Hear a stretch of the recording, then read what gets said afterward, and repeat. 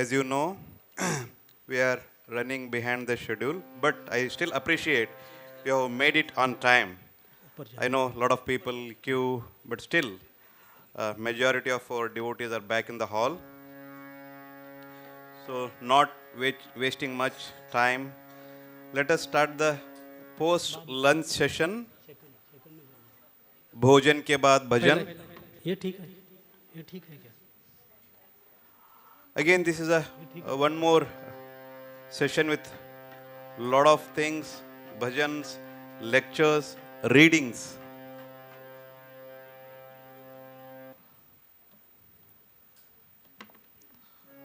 So, once again, on behalf of our Secretary Maharaj, Swami Satyadevanand and all the monks,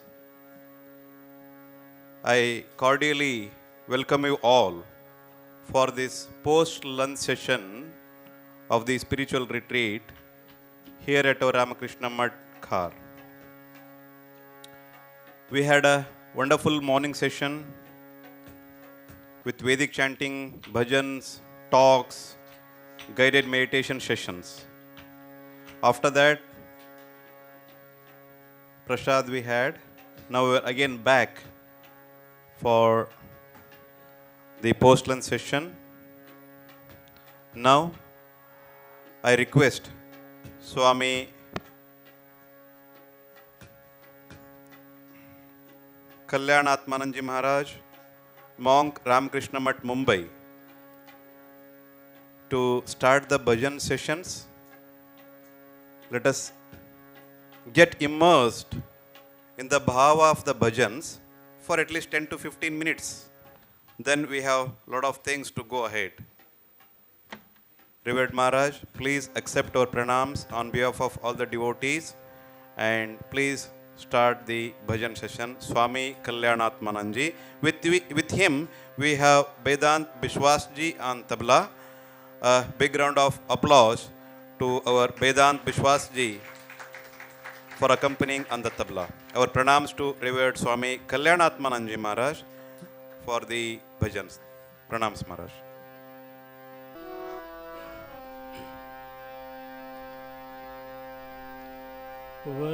वक्रतुण्ड महाकाय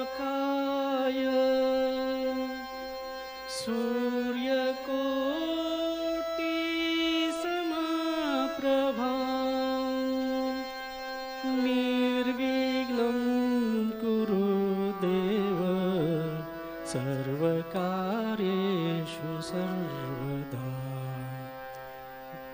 वक्रतुण्ड महाकाय सूर्यकोटि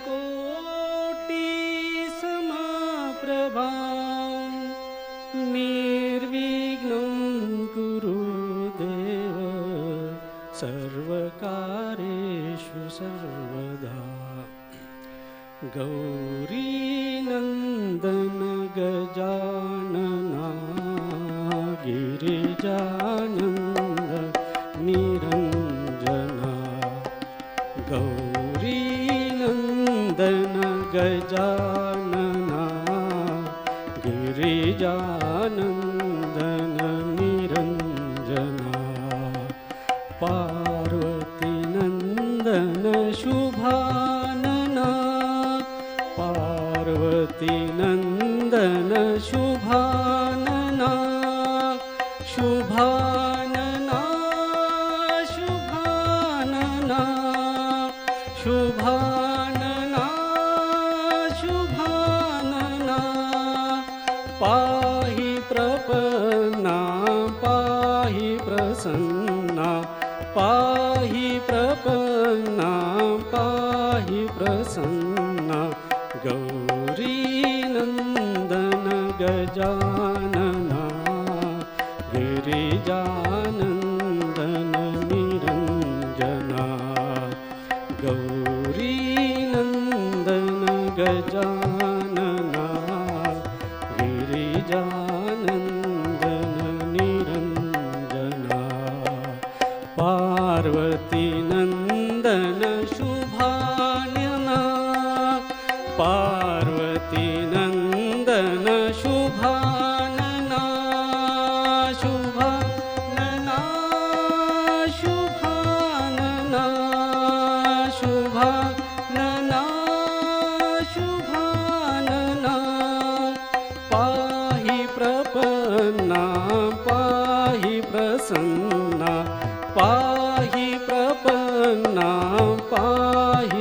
प्रसन्ना गौरी नंदन गजानना गिरिजानंदन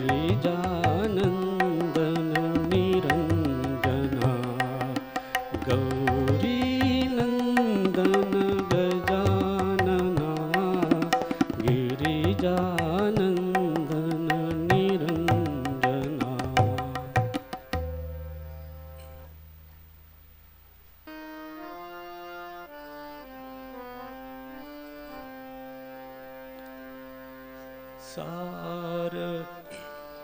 शारदा जग जननी आई सकल जगत का हरने भार।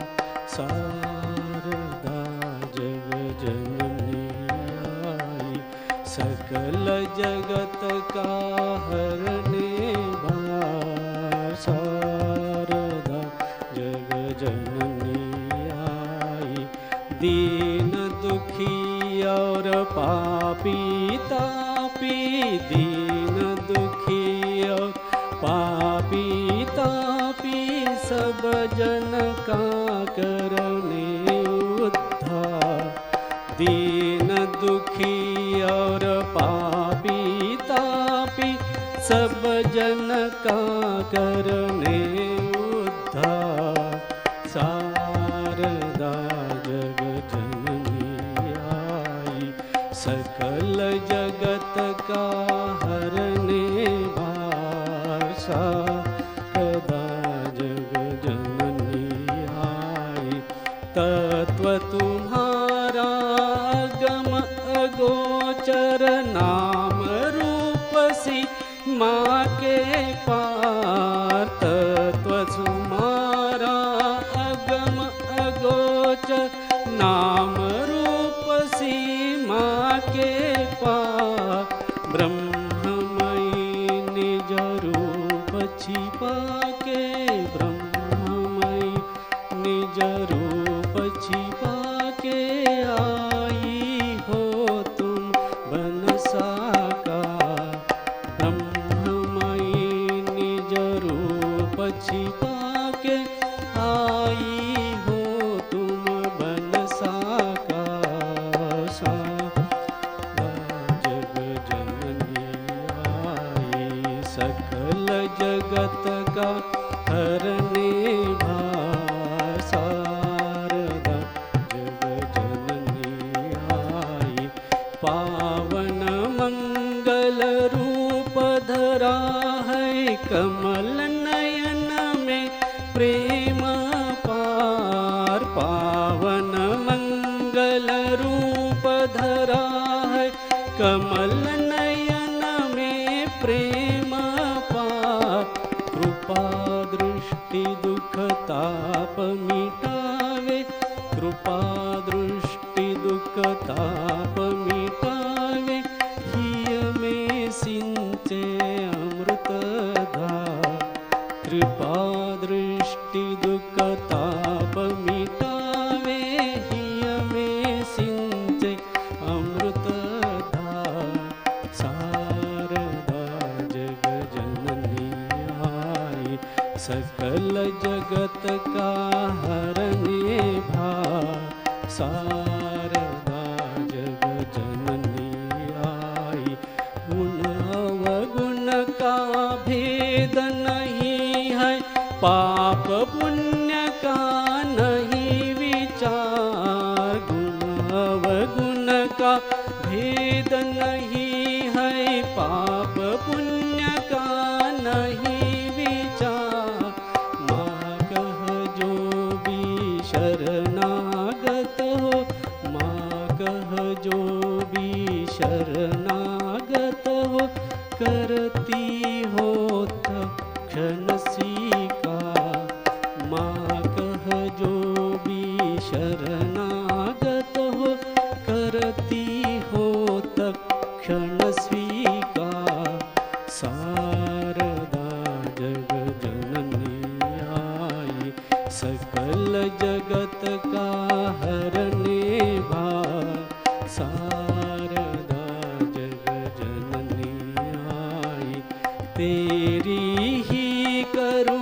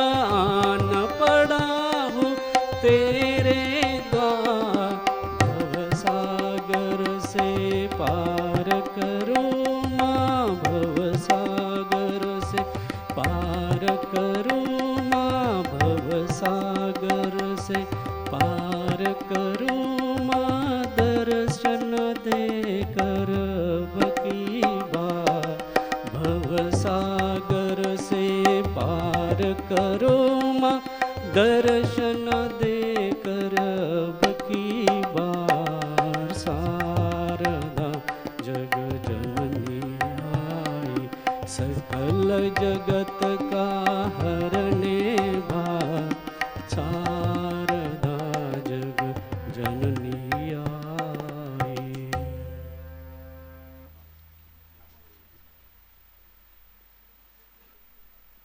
अभी 2 नामावली करेंगे, आप मेरे साथ रिपीट कर सकते हैं।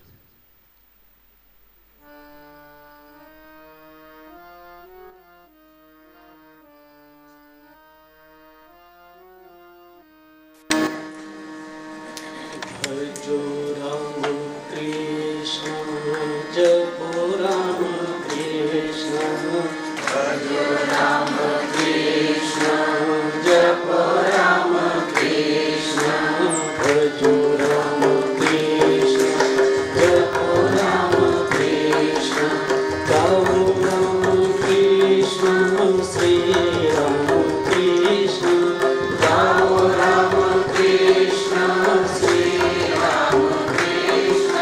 भजो राम कृष्ण जपो राम कृष्ण, भजो राम कृष्ण जपो राम कृष्ण, गाओ राम कृष्ण श्री राम कृष्ण, गाओ राम कृष्ण श्री राम कृष्ण, भजो राम कृष्ण जपो राम कृष्ण, भजो राम कृष्ण जपो राम कृष्ण, भजो राम कृष्ण जपो राम कृष्ण, भजो राम कृष्ण जपो राम कृष्ण, गाओ राम कृष्ण श्री राम कृष्ण, गाओ राम कृष्ण श्री राम कृष्ण, भजो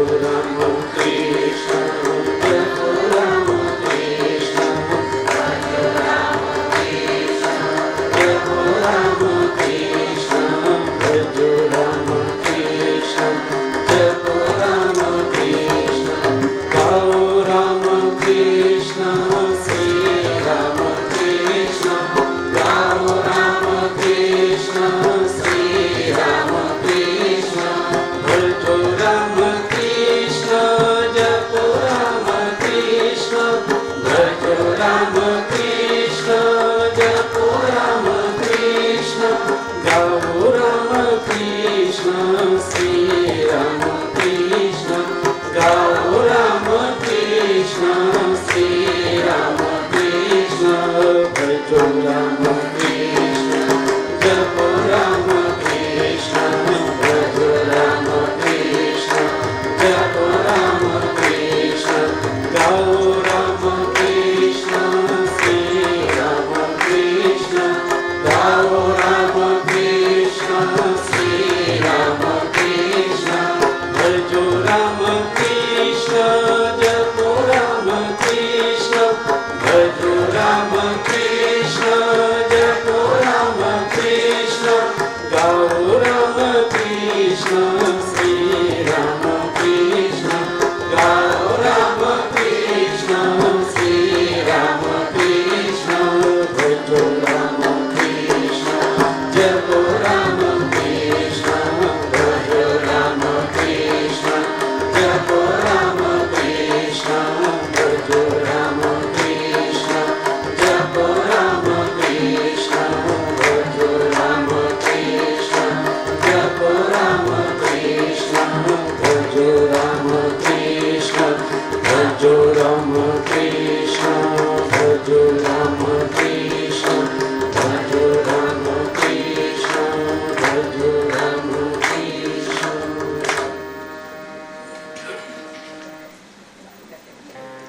रिपीट करा समय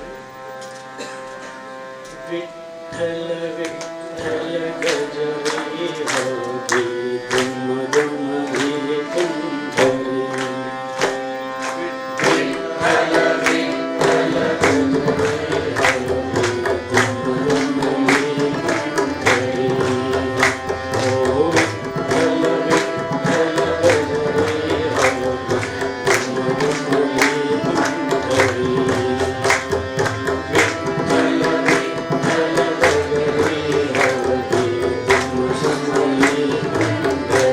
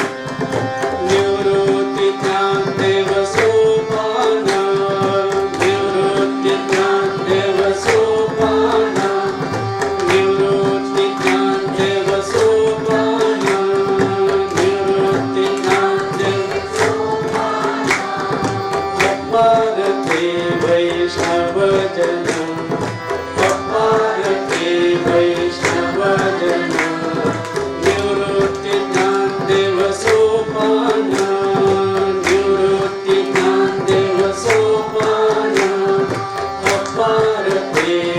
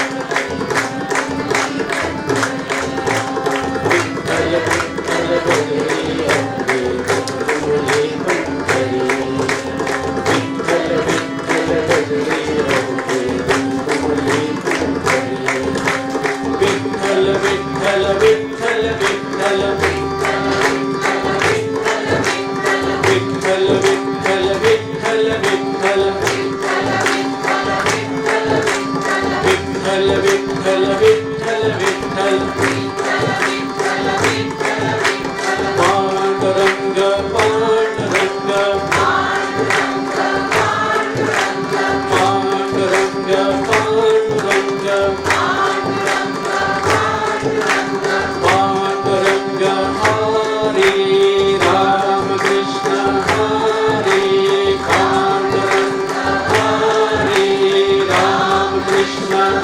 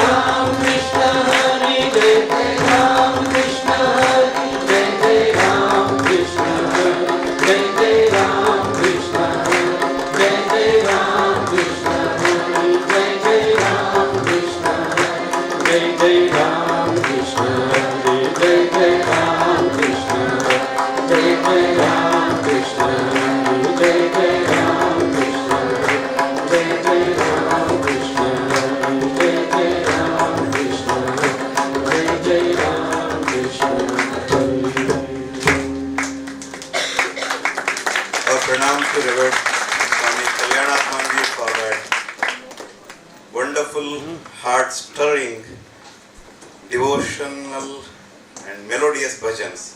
Maharaj Pranams. I offer our love and respect to Vedant Vishwas ji for that wonderful tabla accompaniment.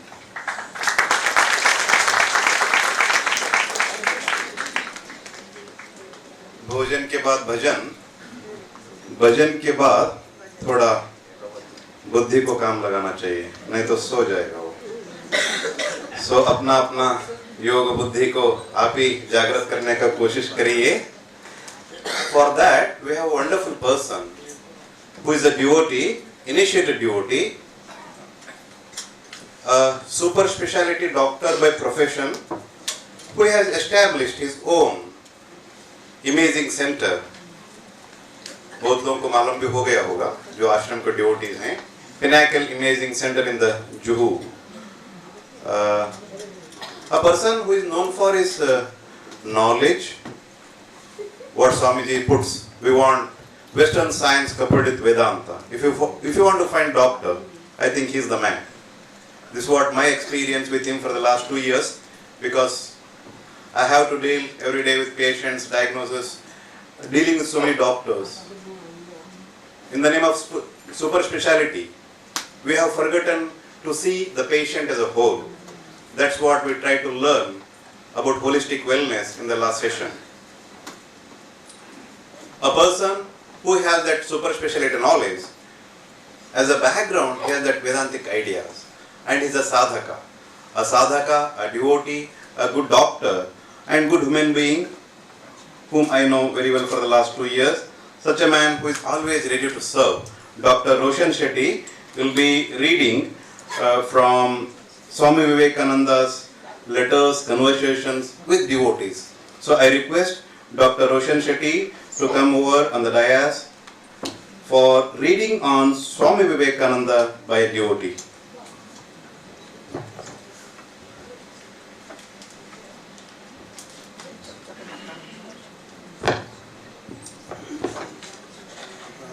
pranams to Sri Ramakrishna, Holy Mother, Swamiji, and all the assembled monks and householder disciples and true children of Sri Ramakrishna. So, first I would like to begin that whatever extracts I have picked up are extracts where many of my doubts and queries regarding what Swamiji wanted to convey to us has been solved by reading these extracts. So first, I always meet a lot of monks in our mission and I develop a lot of familiarity with them and sometimes do not understand with genuine gratitude what their company means. This, in the first conversation of Swamiji, we can very well come to know. Swamiji told Girish Chandra Ghosh to speak to assembled monks at Belur Math. Girish Babu sat motionless, voiceless, like marble, absolutely lost in joy. And when at last he opened his lips, he did so to say, "Ah, what can this humble self speak of our Lord of unbounded mercy? Verily in this alone I realize his mercy, that to me, this lowly creature, he has extended the privilege of sitting and mixing on the same footing with you sannyasis, pure from your childhood, who have renounced all lust and lucre." While speaking thus, the words choked in his throat and he could not speak anything anymore. So honestly, this is what I truly feel from the bottom of my heart. Now the next important question which has always bothered me is, when I read gospel, I feel Sri Ramakrishna is trying to tell us more about bhakti. When I read Swamiji, who actually has introduced Sri Ramakrishna to most of us, I feel he is concentrating, focusing on Karma Yoga. So do I understand Ramakrishna better than Swamiji, that Swamiji is probably not guiding us properly based on what India was feeding at that time because of our slavery? So these conversations solved that doubt of mine. So his disciple has asked him the same question probably, so which Swamiji replies. Making Swami Akhandanand the subject of his remarks, Swamiji said to the disciple, "Mark you, what a great hero he is in work. Of fear, death and the like, he has no cognizance, doggedly going on doing his own work for the welfare of the many, for the happiness of the many." Disciple, "Sir, that power must have come to him as a result of good deal of austerities." Now the disciple means austerities means the conventional austerities which we think. Swamiji, "True, power comes of austerities, but again, working for the sake of others itself constitutes tapasya. The karma yogis regard work itself as a part of tapasya. As on the one hand, the practice of tapasya intensifies altruistic feelings in the devotee and actuates him to unselfish work, so also the pursuit of work for the sake of others carries the worker to the last fruition of tapasya, namely the purification of the heart, and leads him thus to the realization of the Supreme Atman." Disciple again has some doubts. "But sir, how few of us can wholeheartedly work for the sake of others from the very outset? How difficult it is for such broad-mindedness to come to us at all, making us sacrifice the desire for our own happiness and devote their lives to others." Swamiji says very clearly, "And how many have their minds going truly after tapasya? With the attraction of lust and lucre working the other way, how many us honestly long for realization of God? In fact, disinterested work is quite as difficult as tapasya. So you have no right to say anything against those who go in for work in the cause of others. If you find tapasya to be your liking, well, go on with it. Another may find work as congenial to himself, and you have no right to make a prohibition in his case. You seem to have a settled idea in your mind that work is no tapasya at all." Swamiji also adds, "As by continuing our religious practices, we gradually develop a certain determined tendency for it, so by performing disinterested work over and over again, even unwillingly, many a times we have to do it unwillingly, we gradually find the will merging in itself. The inclination to work for others develops in this way. Do you see? Just do some work." This is what Swamiji always says. Just do it. Do some work, even though unwillingly, and then see if the actual fruit of tapasya is realized within or not. Now, one more thing I have always thought about is sometimes even when I meet sadhus, we feel God realization is something which only few people can realize, or it is something which is an imagined thing for most of us householders or people who are aspirants. So in that, one thing is very clear for me, that I thought also, like this disciple, sir, everything is wonderful about you. So what he means to say is, Swamiji is wonderful, that's why Swamiji has realized God. So Swamiji says, there is nothing wonderful in this universe. Ignorance constitutes the only darkness which confers all things and makes them look mysterious. When everything is lighted by knowledge, the sense of mystery vanishes from the face of things. Even such an inscrutable thing as Maya, which brings the most impossible things to pass, disappears. Know him, think of him, by knowing whom everything else is known. And when the Atman is realized, the purpose of all scriptures will be perceived as clearly as a fruit on the palm of one's hand. Now this is most important. The rishis of old attained realizations. So must we fail? We are also men. What has happened once in the life of one individual must, through proper endeavor, be realized in the life of others. History repeats itself. Atman is the same in all. There is only a difference of manifestation in different individuals. Try to manifest this Atman and you will see your intellect penetrating into all subjects. So what Swamiji means in this is, if Swamiji has realized God, we should also realize the God. And it should be a reality, and it should not be something that we think, oh, maybe we may not realize. What are we doing here then?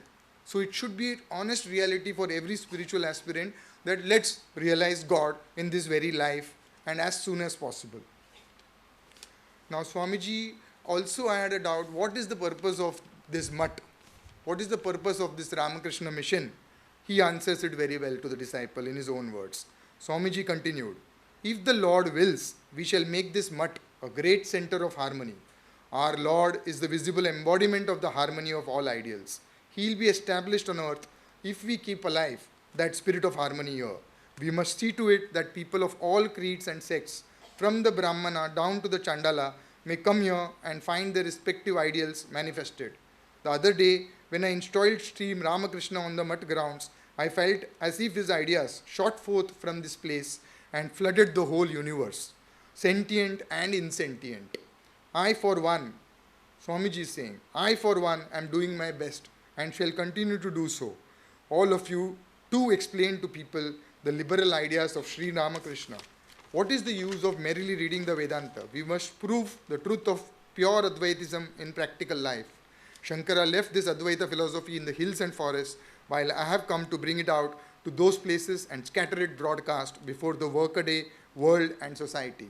The lion roar of Advaita must resound in every hearth and home, in meadows and groves, over hills and plains. Come all to my assistance and set yourself to work. And this has truly been Ramakrishna Mutt's mission. When I was a small child, Ramakrishna Maharaj used to treat me with more love than my parents. And that is why, and my driver, day before, wanted to take Gautamananji's Ashirwad. He was hesitant. I said, without me, because I was having to be in the clinic. I said, go, Sri Ramakrishna does not differentiate between anybody. You go. And he took, and he sent me a photo also along with Gautamananji Maharaj. That is Sri Ramakrishna. So last thing Swamiji also tried to tell us is, never take the preaching of religion to mean the turning up of one's nose at everything and at everybody. It matters physical, mental and spiritual. In everything we must give men positive ideas and never hate anybody. Always tell everybody 5% improve ho jao. But unka deficiency mat batao. It is your hatred of one another that has brought up or your degradation. Now we shall have to raise men by scattering broadcast only positive thoughts. First we must raise the whole Hindu race in this way, and then the whole world. That is why Sri Ramakrishna incarnated. He never destroyed a single man's special inclinations. He gave words of hope and encouragement even to the most degraded of persons and lifted them up. We too must follow in his footsteps and lift all up and rouse them. Do you understand? So the disciple is talking to Swamiji like all of us should after this hearing his words. Through your blessings and command, I think I shall succeed in everything. Thank you. Even before the talk, I prayed to Ramakrishna and Swamiji that he should talk through me and I should be effaced. So please thank Swamiji for the talk.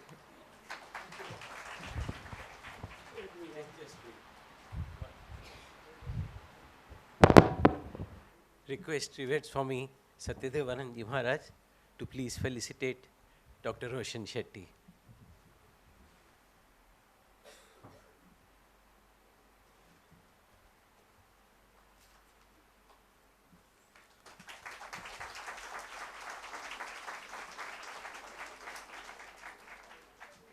Thank you so much, Dr. Roshan Shetty.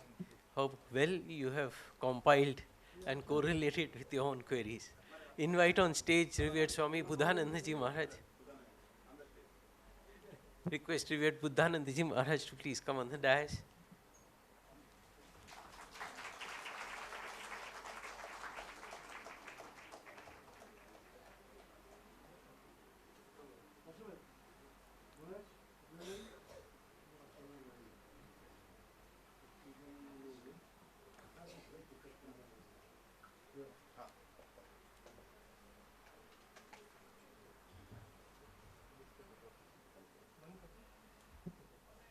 And now invite Revered Swami Buddhanandaji Maharaj, Adhyaksh Ramakrishna Math, Kolhapur, to speak on importance of tapas in spiritual life.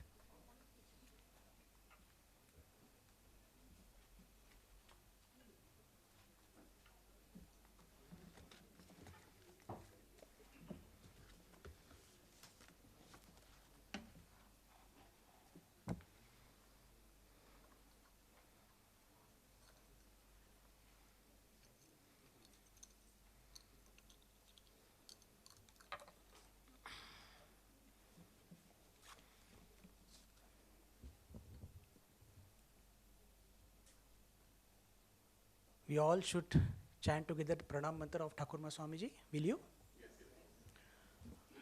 Om Sthapakaya cha dharmasya sarvadharmaswarupine avatar varishtaya Ramakrishnaya te namah jananim saradam devim Ramakrishnam jagadgurum पादपद्मे तयो श्रित्वा प्रणमामि मुहुर्मुहुः नमः श्रेयतिराजाय विवेकानन्दसूरये सच्चित्सुखस्वरूपाय स्वामिने तापहारिणे स्वामिने तापहारिणे.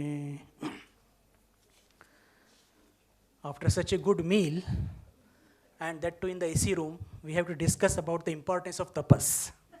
Huh? Really, it is a tapasya in itself. And recently, when the power was off, so we observed the tapasya. Before I start my deliberation, I offer my Sashtanga pranams to Most Revered President Maharaj, who is in the ashrama. My grateful reverence to Revered Swami Satyadevanandaji Maharaj, who has kindly invited me to be part of this great function. My pranams to Tattvarupanandaji Maharaj, who has come all the way from Sakwar. My pranams to all the elders sitting in front of me, and my respectful namaskars to all those who are present in this hall.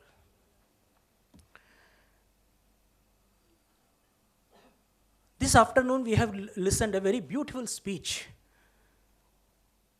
by our Shiv Kumar Maharaj, and there he mentioned very nicely about Deha Buddhi to Yoga Buddhi. Dear devotees, we all are spiritual seekers. We want to realize the reality. What is the way and what are the instruments? Way we all know, 4 yogas. And what are the instruments? I will not go into the much details because I have to concentrate on tapas, and that too specially I give importance to the tapa of vani. Because often we have to live in an environment, and often It happens so that knowingly or unknowingly, some words it slip from our mouth and it create a big galata. And there, in our day-to-day life, how can we observe this tapa of vani? And how can we elevate ourselves? That is very important, I feel. Almostly this speech also in congruation with the speech which I delivered yesterday. Practical spirituality. And that too, again, Holy Mother is the best example. One fact I would like to tell you all, dear devotees, that we all monks, we joined the Ramakrishna order after reading Swami Vivekananda. But as we grow in the order, we slowly turn towards Holy Mother. How it happens, we do not know. But with not with all of the monks, but yes, it happens. That her teachings are so important and so practical that we can't resist ourselves just to move towards her more and more.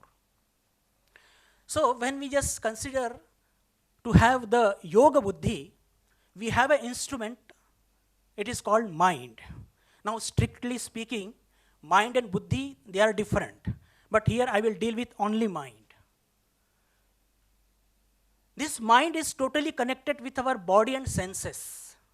And what is the speciality of the mind? Mind is very dynamic, very restless, like a monkey. The moment you are in Khar ashram, in fraction of second you may be on some streets of the London, or in few seconds again you may be in the New York. It is so restless and so dynamic. This mind is connected with our body. And is there any instrument or any faculty which is available which can connect this body and mind? You see, if we have to observe the tapas, we have to realize the reality, Atma Sakshatkar. We want to have darshan of our Ishta Bhagwan Sri Ramakrishna, and for that this mind is a very powerful instrument. One more faculty I would like to put before you, that if this mind has a tendency, natural tendency to move away or to follow or to chase the sense objects. But at the same time, if this mind is raised a little, if we try to make it antarmukhi, it will bring tremendous result. Yoga buddhi. But Mother has said, this mind has a tendency like water. Water flows always from high plane to low plane. In the same way, because of our samskaras, it just flow or fly towards the sense objects, towards the worldly objects. Now, we have to restrain this mind. We have to restrain this mind and to take away this mind from the worldly objects, from the object of senses, and turn it to see our Atman. That is the instrument which is available. But one more difficulty is that this mind is connected with the body and mind is connected with our senses also. We have 10 senses, 5 karmendriya, 5 jnanendriya. And these jnanendriya and karmendriya, they drag away this mind towards the sense object. In Kathopanishad, the nature of the senses has mentioned very nicely. Paranchikhani vyataranat swayambhu tasmat parang panshyati nantaratman kaschit dhiraha pratyagatman aikshat avrutta chakshu amrutatvam icchan. Those who wish to have this amrutatva, what they should do? They should turn these indriyas, they should not allow these indriyas to move out. Indriyas cannot be turned inside like a mind. This is the difference between the mind and the senses. Mind we can turn inside, but to these senses we can control. Avrutta chakshu amrutatvam icchan. Here chakshu means our eyes. It is upalakshana for all our indriyas. If we control our indriyas, we can control our mind. That is the idea. That is the idea. Now, we have to control our mind to realize the reality. But these senses, this body and this mind, they have a tendency to flow and fly outside. And to restrain itself, it is called tapa. Strictly speaking, the meaning of the tapa is tapana in Hindi or tapana. Tapna means khud ko tapana. And it has another meaning also, Sanskrit root, दूसरे को तपाना. But we are spiritual seekers, we should not, हमको दूसरे को नहीं तपाना है, खुद को तपना है. Or to burn others. So we have to burn ourselves. Why we have to burn ourselves? To remove the impurity which is embedded in our mind because of the samskaras. As we all know that those who are the goldsmith, how they remove the dross from the gold? They heat it strongly. It happens with the ore also. Iron ore, we just know how to make steel. When just this ore is smelted to a very high degree of 3000 degrees centigrade, the impurities, it get burns. Exactly when we observe tapa in our life, dear devotees, all the impurities which are lying as a samskara in our mind, it get burned. So it is very important to have to observe tapa in our spiritual life. In Bhagavad Gita, 3 kinds of tapa has been mentioned. And that is sattvic, rajasic and tamasic. In small, we shall just have some glimpses and then we go ahead, because we have to talk something practically spiritual, because most of the devotee, they ask, Swamiji, what should we practice more to have our spiritual enlightenment? This is a very common question that we have to face. Every monk has to face this question. So what is sattvic tapa? You see, tapa, it should be observed. Only one intention, to have the spiritual awakening. If there is any slightest other objective, then we shall not have our spiritual awakening. That is for sure. Spiritual awakening or spiritual unfoldment, it is the one and foremost objective of tapa.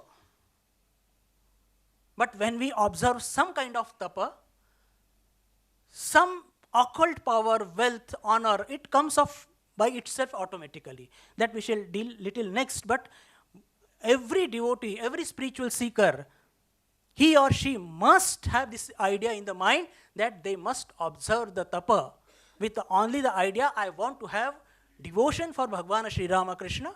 I want to remove all the impurities, shadaripus from my mind. And here, when we just see that we read in the life of Holy Mother, she observed one Panchatapa. And what was the objective? You see, our mother is Jagat Janani, mother of the universe. One question may pop up in your mind that where was the need for Holy Mother to observe this Panchatapa, this tapasya, this tapa? So answer we get from Swami Vivekananda. At one place Swamiji says very beautifully, God becomes man so that man can become God. Is it not wonderful? There was no need for Holy Mother to practice or observe this tapasya, Panchatapa, at Nilambar Babu's garden house. But God becomes man so that man can become God. With this idea, just to encourage others, the importance of the tapas, she just observed this tapa, and that is, the objective was only the spiritual unfoldment. No other, it was called sattvic tapa. Then comes, as I said, when we practice tapa, even with the good intention, sometimes this wealth, honor, and so many other things, it comes.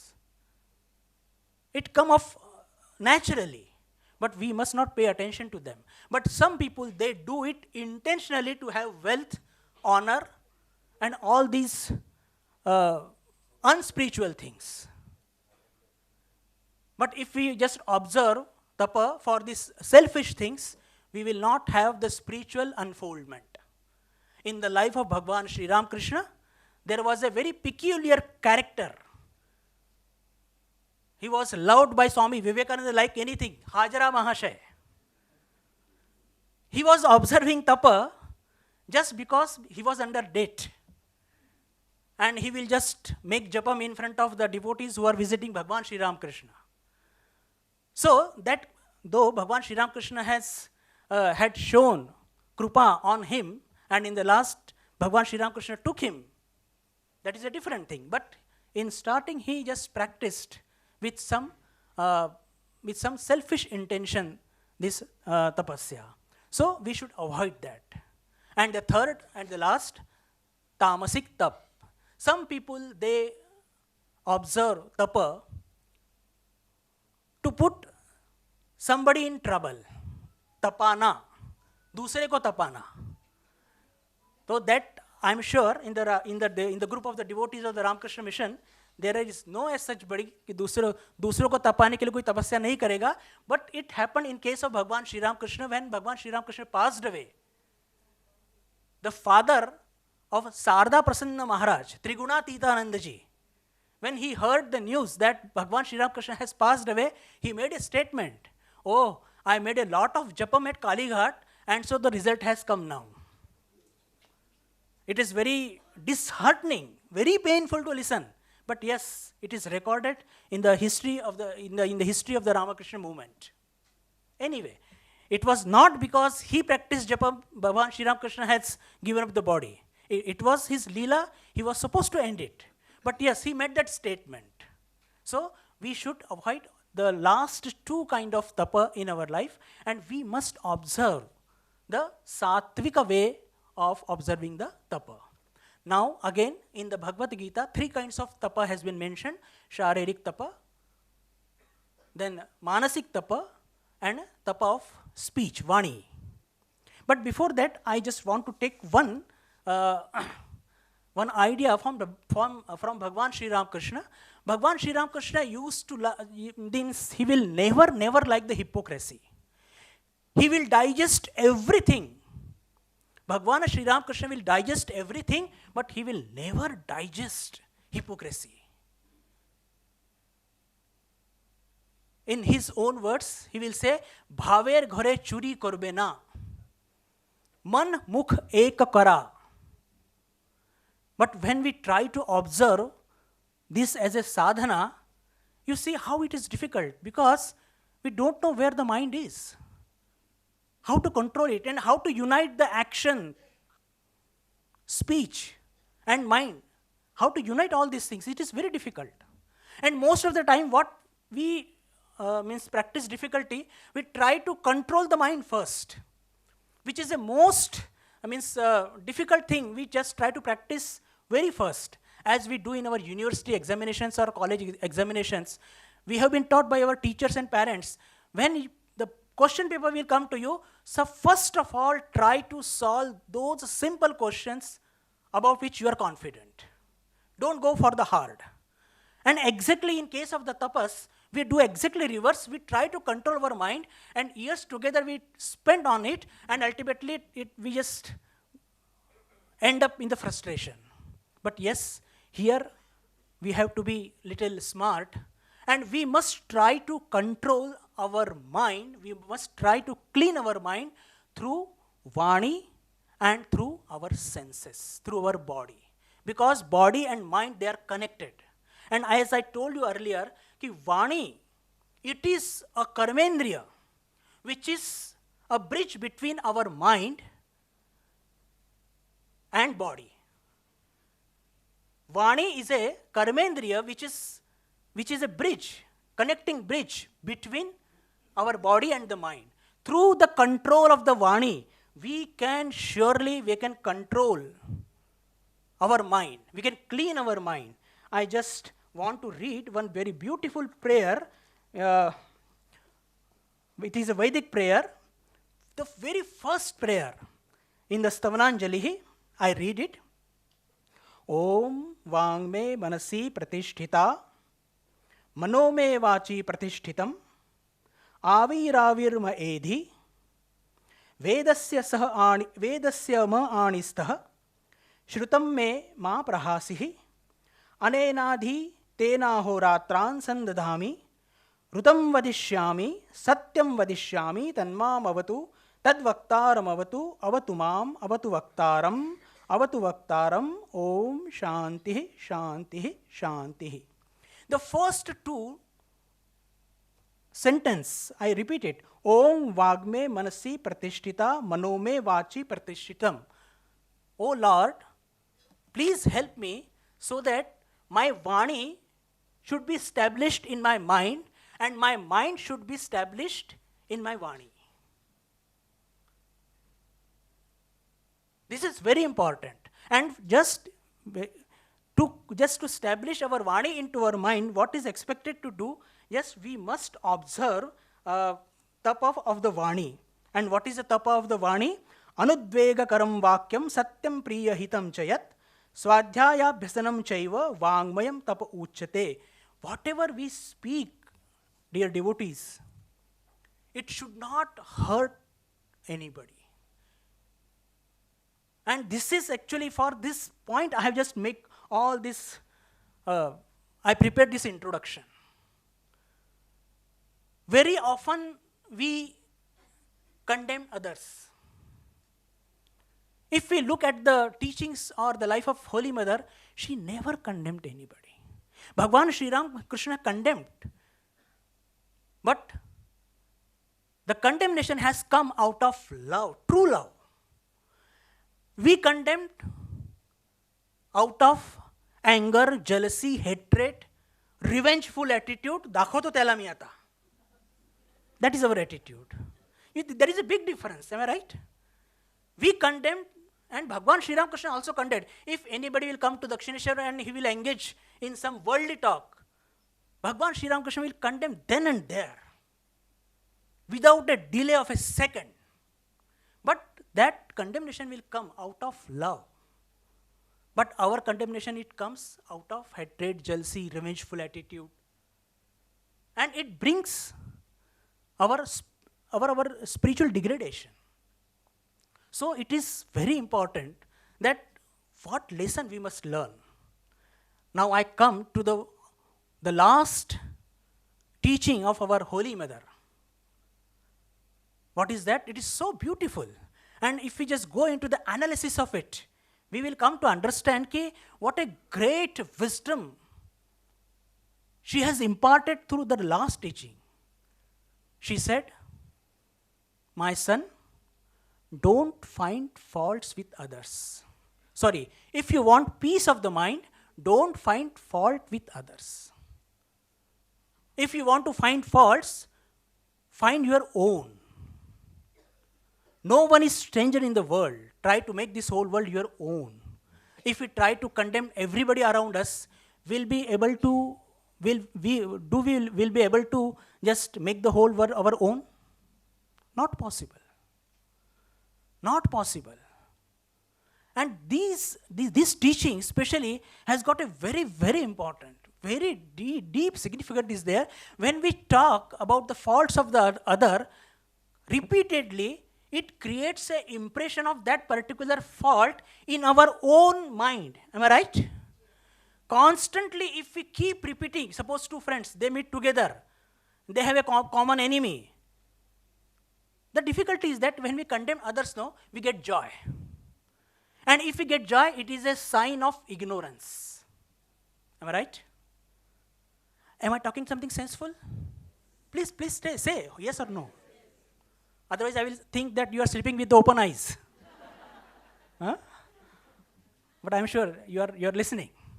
So when we just repeatedly talk about the faults of the others, it creates an impression on our own mind of that particular fault. And why we enjoy it? If we enjoy the condemnation of the others, that too behind him, it is a sign of weakness. It is a sign of ignorance. If you really just love your friend, just tell his or her faults on her face and give him or her some solution. That is the idea from Swamiji. Swamiji used to condemn horribly. But again, his condemnation will come out of love. And Swamiji, at the back of any person, he will admire that particular person like with the Himalayan words. That is Almighty our Swamiji. So this is called, dear devotees, that Tapa of Vani. Only 3 minutes are remaining with me. I will go in fast 2 examples from the incident from the Holy Mother. The first, it so happened that Golap Ma, she is having very sharp tongue. And once it so happened that the mother of Mano Mohan Mitra told to Golap Ma that Bhagwan Sri Ram Krishna is a Tyageshwar and Holy Mother is wearing golden bracelets, it doesn't look nice. A comment on Jagata Janani. And Golap Ma is also a great, she could have digested these things. But without a delay of a minute, she approached to Holy Mother and said everything. But Holy Mother did not respond, but she get terribly hurted. But she not reacted. She reacted means what she did? Simply she took away the bracelets. The bracelets were gifted to her by Bhagwan Sri Ram Krishna himself because of Sita, right? But now she has removed and it was noticed by Bhagwan Sri Ram Krishna. After 2 or 3 interrogations, when mother told, this has happened, so I don't feel, really it is not good that you are a Tyageshwar and I'm wearing the bracelets. Immediately, Bhagwan Sri Ram Krishna called Golap Ma and explained him with the most decent words, not with the words of condemnation, not with the word of Ghruna. Thakur said to Golap Ma, you see, she is a Sarada. And she liked to adore herself with these bracelets. And wearing these bracelets, it is not going to harm her in any way. She's not wearing out of Bhoga Sakti. You see the difference. Things are happening. But from where it is coming? Wearing of the bracelets is not going to affect her in any way. Onwards, little be careful. You see, so whenever we just speak the words with the others, we should be very careful about it. The second incident, which is equally important, you may call it again, Swami, what is so great about it? Why you are making so noise about it? But we are all spiritual seekers and has a deep spiritual meaning. We all know Telo Bhelo incident. I am not going to repeat it. Mother started from Kamarpukur along with the Lakshmi Didi and Ramlalla along with her. But in the midway, mother was not able to cope with them, so she asked all of them to go ahead and she will meet them at Tarakeshwar. That was the deal. But she caught up by Dakyat Baba and ultimately mother next day came to Tarakeshwar and everything is settled down.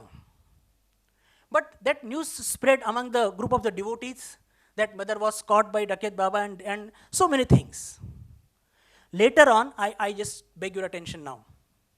Later on, whenever devotees will ask Holy Mother about the incident, and especially in the presence of Ramlal Dada or Lakshmi Didi, Holy Mother will not speak a single word, otherwise it will bring embarrassment to those two.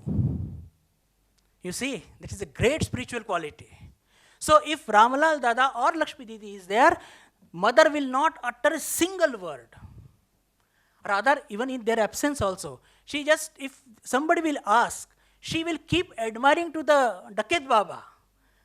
But she will not make any embracement that these two were there and they have left me in between and they ran away. Because it was a big embracement. She was their aunt. You see, this is called Tapa of Vani. And by observing this Tapa of Vani, so many bad situations we can avoid in our life. So, I conclude with this sentence that if we try to, and this for this only what is required, if our wisdom is awakened, we can avoid all those difficult situations. Generally, by speaking some foul words, we invite troubles for us and for others also. So if we try to observe the Tapa of Vani, definitely it will help us to grow spiritually. Thank you very much. My hearty pranams to Revered Swami Satyadevananda Ji Maharaj again and again for kindly inviting me and to be part of this celebration. Thank you to one and all.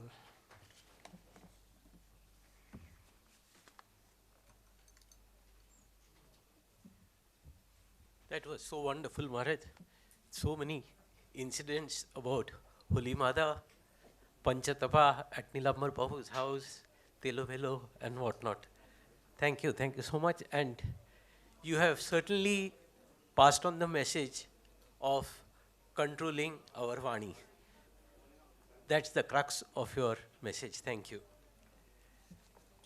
I now request Revered Swami Jyotiratmananda Ji Maharaj to come on the dais and sing some melodious bhajans.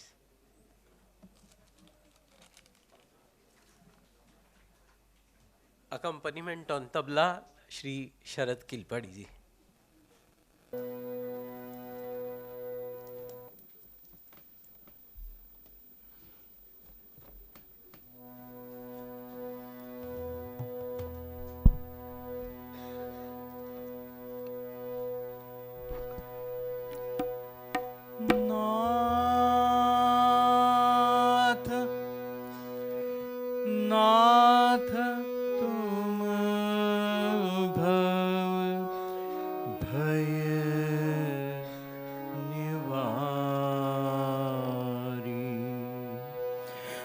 नाथ तुम भव भय निवारी, नाथ तुम भव भय निवारी, नाथ तुम भव भय निवारी, भक्त चित आनंदकारी, भक्त चित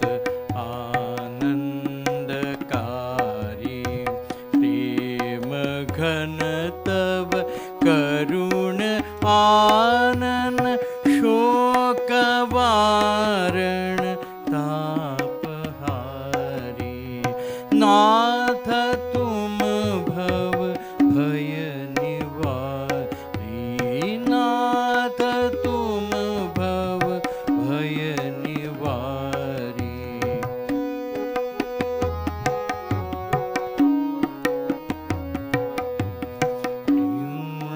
ब्रह्म तुम्ही सनातन, पूर्ण ब्रह्म तुम्ही सनातन, नित्य निर्गुण निराकारी,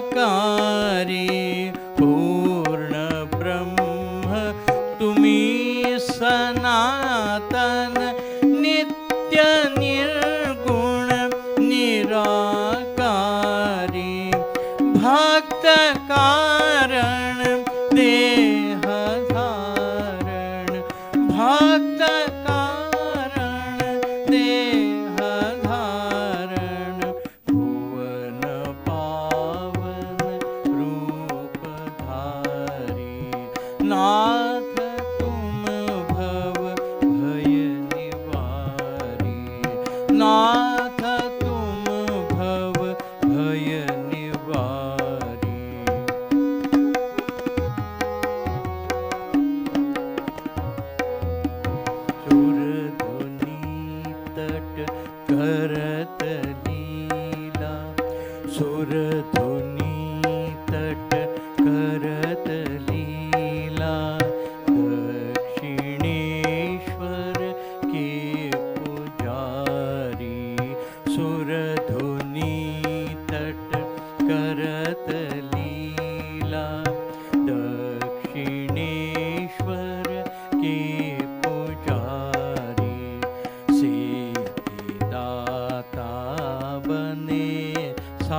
साधक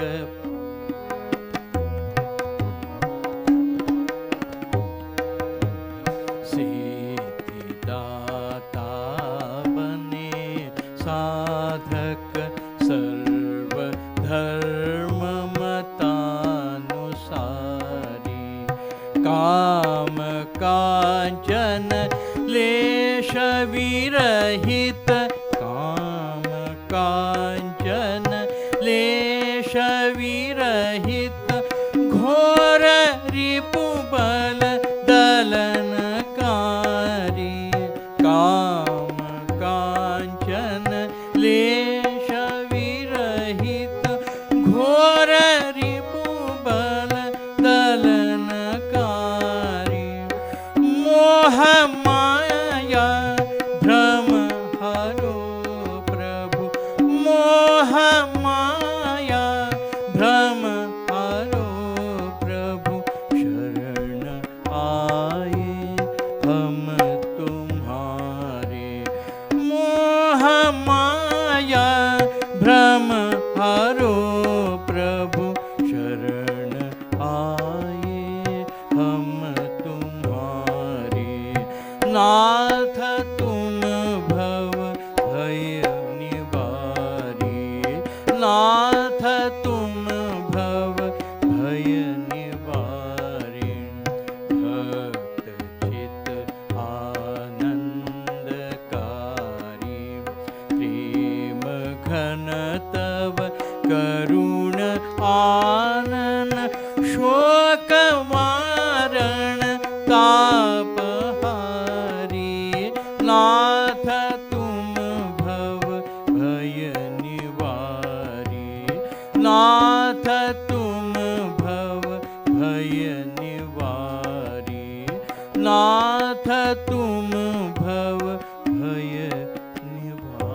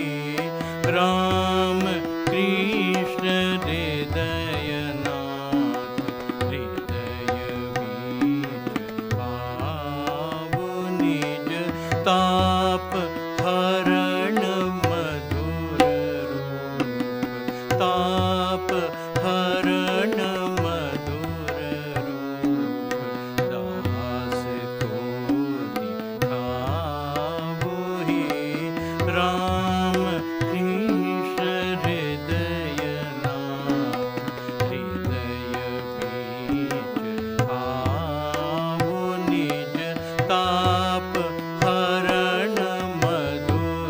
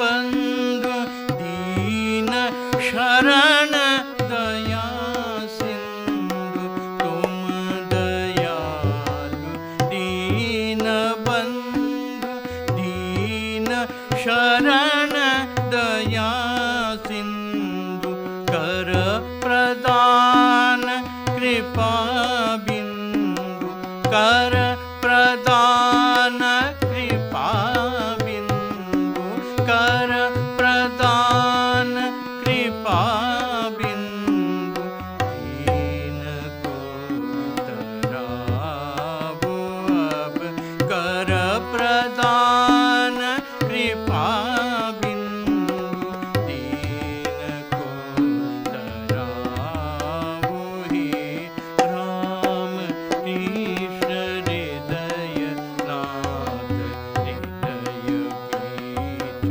आवो निज ताप हरण मधुर रूप दास को दिखावो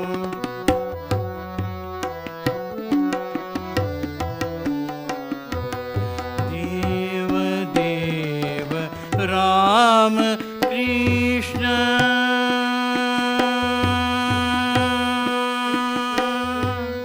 देव देव राम कृष्ण तुम्ही राम तुम्ही कृष्ण देव देव राम कृष्ण तुम्ही राम तुम्ही कृष्ण पूर्ण काम विगत तृष्ण पूर्ण काम विगत तृष्ण पूर्ण काम विगत तृष्ण भव तृषा मिटावो अब पूर्ण काम विगत तृष्ण भव तृषा मिटावो हे राम कृष्ण हृदय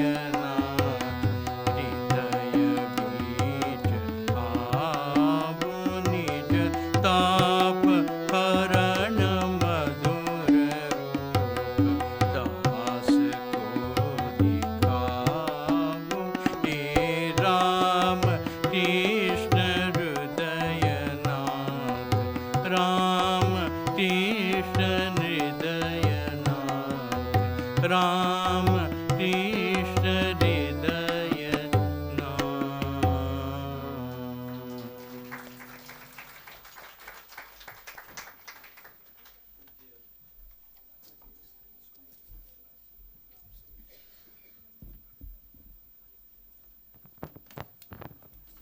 पूज्य स्वामी ज्योतिरात्मानंद जी महाराज को प्रणाम और धन्यवाद। शरद किलपड़ी जी को भी धन्यवाद। कुछ सूचना देना है, मैं विनती करता हूँ पूज्य स्वामी विवेकानंद जी महाराज को सूचना अनाउंस करने के लिए।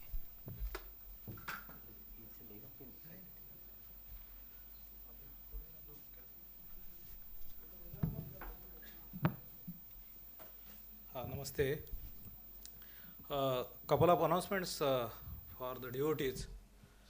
On coming 18th May, that would be Sunday, revered General Secretary Maharaj would be visiting Mumbai, and like last time, so he would be delivering a lecture. So last time he had delivered a lecture and it was appreciated by far and wide by many devotees. So this time also he would be giving a discourse, a talk on 128 years of Ramakrishna movement. So that would be something really worthwhile, and to see Maharaj's, revered Maharaj's talk and his take on this subject, especially from the devotee's point of view. So what does it mean? Second announcement is, so I request all of the devotees 5:30 p.m. Sunday. So yes, 5:30 p.m. So request all of the devotees to be present here in maximum numbers. Book your calendars, book your time slots, and be in the time. at 5:30 p.m. After his lecture, there would be pranam to revered Maharaj and then some refreshments. So we would be placing the banners. Please follow the WhatsApp channel, which is social media banner. Please all devotees follow the WhatsApp channel, where every small and big announcements you would be getting there. That is one thing. So you might have also noticed a banner there, Vivekananda Reading Forum. If the devotees do not know that Ramakrishna Mission runs here a program called Vivekananda Study Circle. It is meant for only youths and men only, but it is especially, this is not just a entertaining program or something for the namesake. It is really very intense program. It begins at 9:30 to 2:30 every Sunday. That is the program duration. So they have breakfast and lunch, everything happens that, and now it is an intensive leadership program, so really quality is required to survive that program. So that program, now those boys are now themselves are running program. One of the program is Vivekananda Reading Forum, which is online on Google Meet. It is open to devotees. It is service utility run by these VSC students. It is called as Vivekananda Reading Forum. On Google Meet, every Monday to Saturday, 10 p.m. and books on all categories, books are read from mind, matter and spirit. So spiritual books, psychology or philosophy or science, all kinds of books would be read. Generally 3 books are picked. Every book is read twice, and this program is run especially keeping the youth in mind, but anybody can join. It is open for all. So readers are chosen and they read the book, and books are such which are generally highly appreciated by the revered stalwart monks of the order. So generally these books are suggested, recommended, and we ourselves have read. Many times these books are the part of our internal monks' libraries. So those books, so you may not know, you might have, and this is a movement to revive, to bring in, rekindle that love and discipline of reading. So it is not just that 30 minutes suffice for you, but reading itself become the part and habit of your daily life, of our culture, and society should be filled with more and more such people. A general consciousness of the society must be raised. That is the only assurance and security of the society. For that, this is a small attempt. Vivekananda Reading Forum. The people who are interested should join by signing in the Google form. Thank you very much.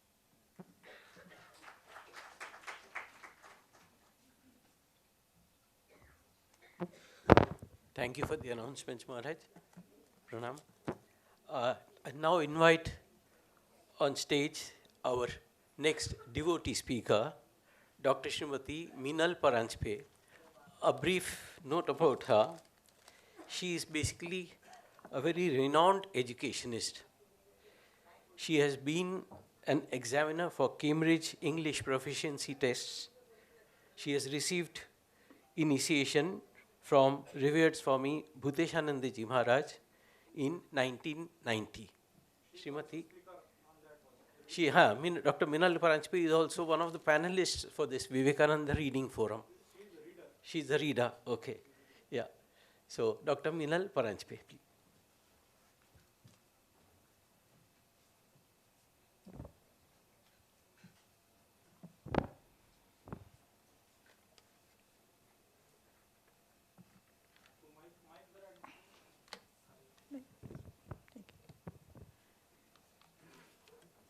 ॐ स्थापकाय च धर्मस्य सर्वधर्मस्वरूपिणे अवतारवरिष्ठाय रामकृष्णाय ते नमः. परम पूज्य स्वामी सत्यदेवानंद जी महाराज, परम पूज्य स्वामी तत्वरूपानंद जी महाराज, परम पूज्य स्वामी बुद्धानंद जी महाराज, आपको मेरा सादर प्रणाम. यहाँ उपस्थित सन्यासी वृंद को भी मेरा सादर प्रणाम और भक्त वृंद को सादर नमस्ते. आज हम देखने जा रहे हैं स्वामी ब्रह्मानंद जी के उपदेश ध्यान, धर्म तथा साधना से. स्थान है बेलूड़ मठ, 10 मई 1913.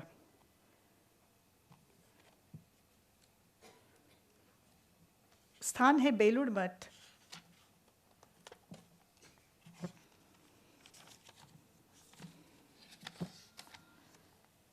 25 अप्रैल 1913 शिष्य ने महाराज जी से पूछा, मन तो किसी भी तरह से शांत नहीं होता। महाराज जी ने उत्तर दिया, प्रत्येक दिन थोड़ा बहुत जप ध्यान करना, किसी भी दिन नागा मत करना। मन बालक के समान चंचल होता है, लगातार इधर उधर भागता है। उसको बार बार खींचकर इष्ट के ध्यान में निमग्न करना। इसी तरह 2-3 वर्ष करने पर देखोगे कि हृदय में अनिर्वचनीय आनंद आने लगता है, मन भी शांत हो रहा है। पहले पहल जब ध्यान नीरस ही लगता है, परंतु औषधि सेवन के समान जबरदस्ती मन को इष्ट चिंतन में निमग्न रखना चाहिए। तब कहीं धीरे धीरे आनंद का अनुभव होगा। परीक्षा में सफल होने के लिए लोग कितनी मेहनत करते हैं, पर भगवान लाभ उसकी तुलना में कहीं अधिक सहज है। प्रशांत अंतःकरण पूर्वक सरल भाव से भगवान को पुकारना चाहिए। शिष्य ने फिर से प्रश्न किया, यह बड़ी आशाजनक बात है कि परीक्षा में जब सफल हो गया तब प्रयत्न करने पर भगवान लाभ भी क्यों नहीं कर सकूंगा। कभी कभी घोर निराशा आ जाती है। ऐसा लगता है कि इतना जप करने पर भी जब कुछ अनुभव नहीं हो रहा है तो ये सब फिजूल है। महाराज जी बोलते हैं, नहीं नहीं, निराश होने की कोई बात नहीं। कर्म का फल तो अनिवार्य रूप से मिलता है। जबरदस्ती करो या खूब भक्ति के साथ करो, नाम करने से उसका फल होगा ही। कुछ काल नियमित रूप से अभ्यास करो। ध्यान से केवल मन में ही शांति होती है ऐसी बात नहीं, उससे शारीरिक लाभ भी होता है, रोगराई घट जाती है। शारीरिक स्वास्थ्य के लिए भी ध्यान आदि करना चाहिए। पहले पहल ध्यान करना मानो मन के साथ युद्ध करने के समान है। चंचल मन को धीरे धीरे स्थिर कर इष्ट के पाद पद्मों में लगाना चाहिए। इस अभ्यास से कुछ समय बाद सिर थोड़ा गर्म हो जाता है, इसलिए पहले पहल अधिक ध्यान धारणा करके मस्तक के ज़्यादा परिश्रम करना ठीक नहीं। वो सब बहुत ही धीरे धीरे बढ़ाना चाहिए। कुछ दिन इस तरह नियमित अभ्यास करते रहने से जब ठीक ठीक ध्यान होने लगेगा, तब 2-4 घंटे लगातार एक आसन में बैठकर ध्यान धारणा करने से भी कोई कष्ट नहीं होगा। वरन गाढ़ी नींद के बाद शरीर और मन जैसे ताज़ा रिफ्रेश्ड हो जाते हैं, उसी प्रकार का अनुभव होगा और हृदय में एक आनंद का प्रवाह बहता रहेगा। साधना की प्रथम अवस्था में खाने पीने के संबंध में विशेष ध्यान रखना आवश्यक है। शरीर के साथ मन का बहुत ही निकट का संबंध है। खान पान के दोष के कारण स्वास्थ्य बिगड़ जाता है और फलस्वरूप ध्यान धारणा का अभ्यास भी संभव नहीं हो पाता। तभी तो खान पान के संबंध में इतने आचार विचार हैं। भोजन की वस्तुएं ऐसी होनी चाहिए जो सहज ही हजम हो जाए एवं पुष्टिकर हो, उत्तेजक न हो। और ज़्यादा खाना भी ठीक नहीं, उससे तमोगुण बढ़ता है। भोजन आधा पेट करना, पानी 1/4 पीना, पेट का बाकी 1/4 भाग वायु के आने जाने के लिए खाली रखना। ध्यान करना क्या सहज बात है? किसी दिन थोड़ा अधिक खा लेने से मन एकाग्र नहीं हो जाता। काम, क्रोध, लोभ, मोह इत्यादि रिपुओं को दबाकर रखना पड़ता है, तब कहीं ध्यान करना संभव होता है। इन रिपुओं में से एक के भी सिर उठाने पर ध्यान नहीं हो पाएगा। खूब तपस्या करनी चाहिए। 2 पैसे के कंडे खरीद उसे जलाकर आग में बीच में बैठना बहुत सरल है, पर काम, क्रोधादि रिपुओं को दमन करके रखना, उन्हें सिर ऊपर न उठाने देना, यही असल तपस्या है। ध्यान किए बिना मन स्थिर नहीं होता और मन स्थिर न होने से ध्यान नहीं होता। मन स्थिर होने पर ध्यान करेंगे ऐसा सोचने से ध्यान करना फिर कभी नहीं होगा। दोनों एक साथ ही करने होंगे। मन की वासनाएं असल में कुछ भी नहीं।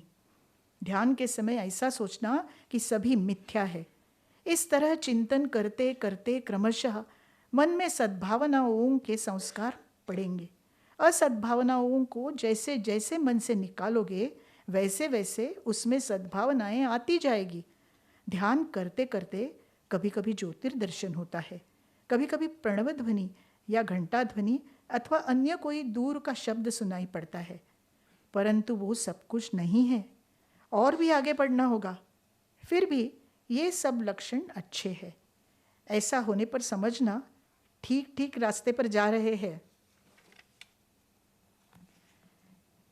शिष्य ने फिर से प्रश्न पूछा, महाराज, दीक्षा लेने की आवश्यकता क्या है? स्वयं अपने बल पर साधना करने से ही हो तो जाएगा ना? महाराज ने उत्तर दिया, दीक्षा लिए बिना एकाग्रता नहीं होती। आज शायद तुम्हें काली रूप अच्छा लगे, कल हरि रूप अच्छा लगे और परसों निराकार अच्छा लगने लगे। परिणामतः किसी में भी एकाग्रता नहीं होगी। मन स्थिर न हो तो भगवान लाभ तो दूर की बात है, मामूली सांसारिक कर्म में भी गड़बड़ी होने लगती है। भगवान लाभ करने के लिए गुरु की नितांत आवश्यकता है। गुरु शिष्य के मन के भाव को देखकर मंत्र और इष्ट ठीक कर देते हैं। गुरु के वचनों में विश्वास करके यदि निष्ठा सहित साधन भजन न करो तो किसी भी हालत में कुछ नहीं होगा। धर्म का रास्ता अति दुर्गम है। सिद्ध गुरु का आश्रय मिले बिना जितना भी बुद्धिमान क्यों न हो, जितना भी प्रयत्न क्यों न करो, ठोकर खाकर गिरना पड़ेगा ही। चोरी करने के लिए भी एक गुरु की आवश्यकता होती है, तब फिर इतनी श्रेष्ठ ब्रह्म विद्या का लाभ करने के लिए गुरु की आवश्यकता क्यों नहीं होगी? यदि भगवान लाभ करना चाहते हो तो धैर्य धारण कर साधना करते जाओ। समय आने पर सब होगा। वे जानते हैं, वे ही जानते हैं कि वे कब दर्शन देंगे। दौड़ धूप करने से कुछ फल नहीं होता। समय हुए बिना दौड़ धूप करने से कुछ नहीं मिलता। ठाकुर कहते थे, समय हुए बिना पक्षी अंडा नहीं फोड़ता। ऐसे अवसर पर मन की अवस्था बहुत ही कष्टदायक होती है। एक बार आशा, फिर निराशा, कभी हंसना, कभी रोना। वस्तु लाभ न होते तक दिन इसी तरह कट जाते हैं। पर उत्तम गुरु पा जाने से वे मन को इस अवस्था से भी झट से ऊपर उठा सकते हैं। किंतु यदि बिना ठीक समय के आए इस प्रकार मन को ऊपर उठा दिया जाए तो उसका वेग संभाला नहीं जा सकता। उल्टे शरीर और मन का अनिष्ट होता है। ऐसी अवस्था में बड़ी सावधानी से रहना पड़ता है। सद्गुरु के आश्रय में रहकर उनके उपदेशानुसार सात्विक आहार, पूर्ण ब्रह्मचर्य पालन इत्यादि नियमों का सुचारू रूप से पालन करना पड़ता है। यदि ऐसा न किया तो सिर का गर्म होना, सिर चकराना इत्यादि अनेक रोगों से कष्ट पाना पड़ता है। एक व्यक्ति को दीक्षा देने के लिए कितनी मेहनत करती पड़ती है, उसका इष्ट देव कौन है, पहले से यही समझना मुश्किल होता है। एक व्यक्ति को दीक्षा देने के पहले सोचा, देखो यदि ध्यान में इसका इष्ट मिले तभी उसे दीक्षा दूंगा, नहीं तो नहीं। लगभग 1 घंटा ध्यान करने के बाद एक मूर्ति के दर्शन हुए। बाद में उस व्यक्ति से पूछने पर मालूम हुआ कि वही मूर्ति उसे सबसे अच्छी लगती है। आजकल बहुत से लोग दीक्षा लेकर कुछ भी नहीं करते। जिस तिस को दीक्षा देना ठीक नहीं। बहुत धैर्य चाहिए।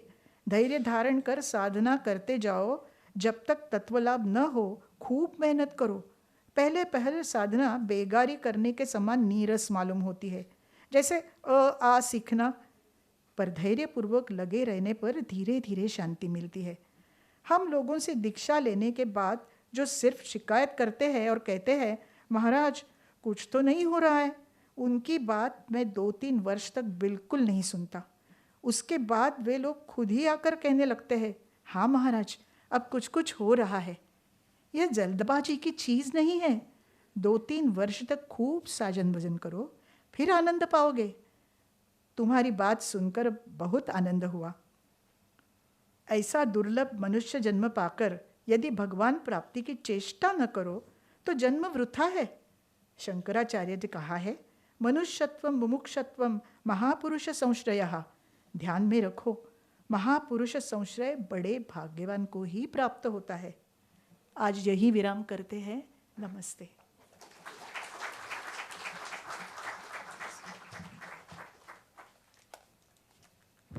Request Revered Swami Satyadevanand Maharaj to please felicitate Dr. Srimati Minal Paranjpe.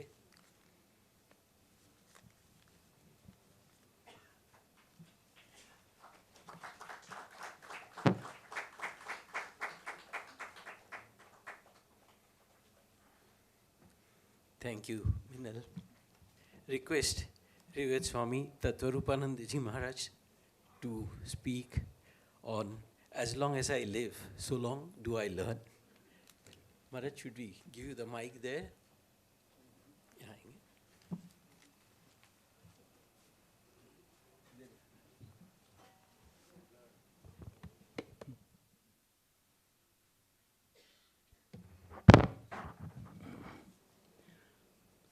ॐ सर्वधर्मस्थापकस्त्वं सर्वधर्मस्वरूपकः आचार्याणां महाचार्यो रामकृष्णाय ते नमः.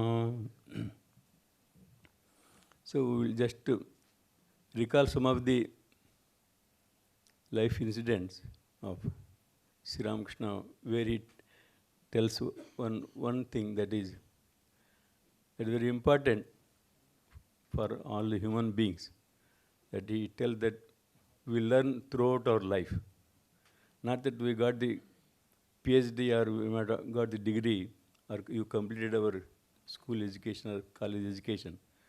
We throw away all the books and our study is over. But Sri Ramakrishna tells we have to go on learning till the end. So how it is? So you take the Sri Ramakrishna's life, Gadadhar, when he was in Kamarpukur, they sent him to school. So all of you know who has studied his life. So he tells he went to school and started learning alphabets. Then afterwards soon he found out that this type of education I don't want. This type of learning will not help me to realize God. So he left and he used to carry on his own way of praying and educating himself. So that is a wonderful way. There is no schooling, but he is self-taught. So that is how Sri Ramakrishna, one can become divine, but without any scholastic knowledge or any scholarship. So later one incident is there, when he was in Dakshineshwar, Mahendranath Gupta, he had some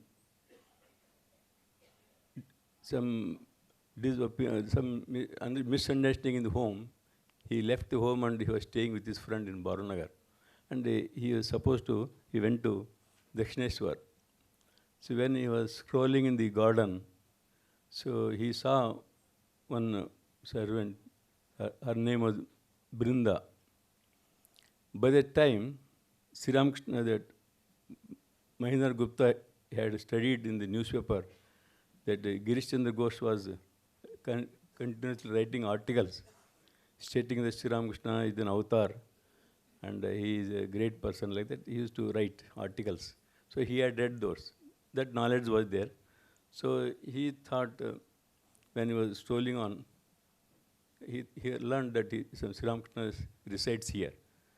So he asked that Brinda, so here one saint lives here, where he lives.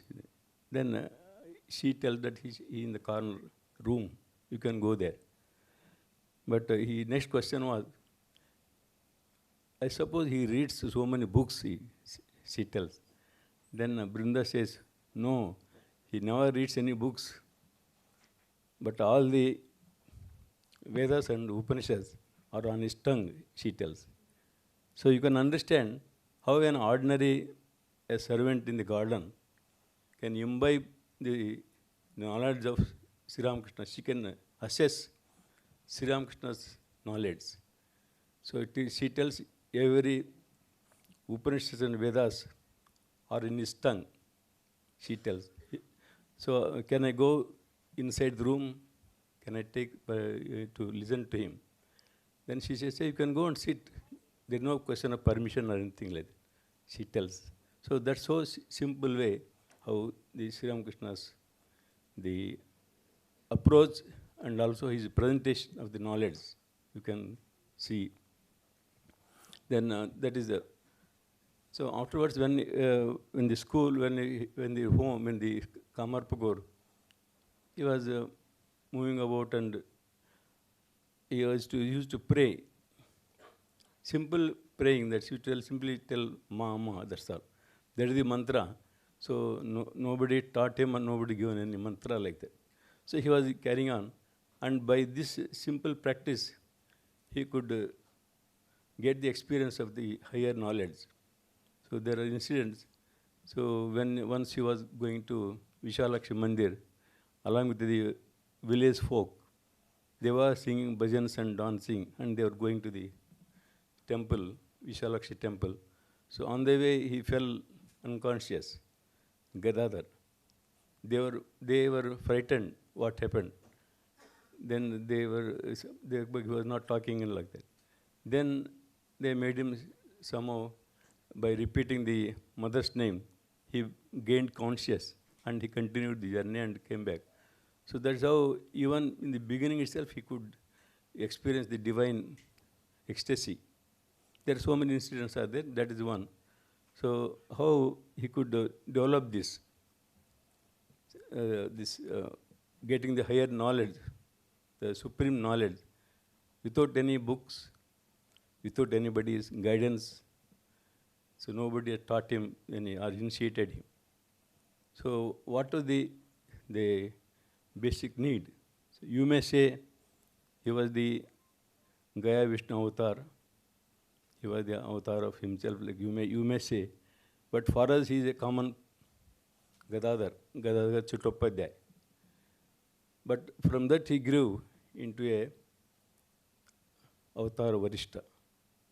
So that process is how he could do that. So Sri Ramakrishna taught so many ideas to so many people according to their level of understanding. And his method is very simple. So we all can adopt and we can grow and become divine.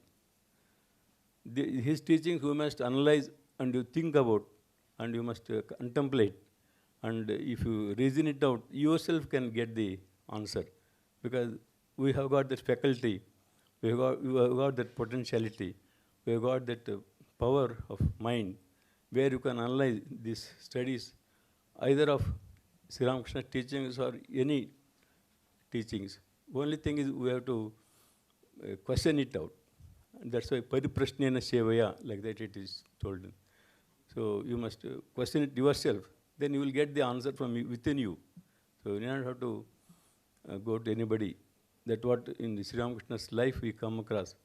So he questioned himself how we can, how you can get the knowledge. Because when he went to school, he found out that learning is of no use. He stopped. And what was the method he applied? So that was a simple method. He used to call on mother, that's all.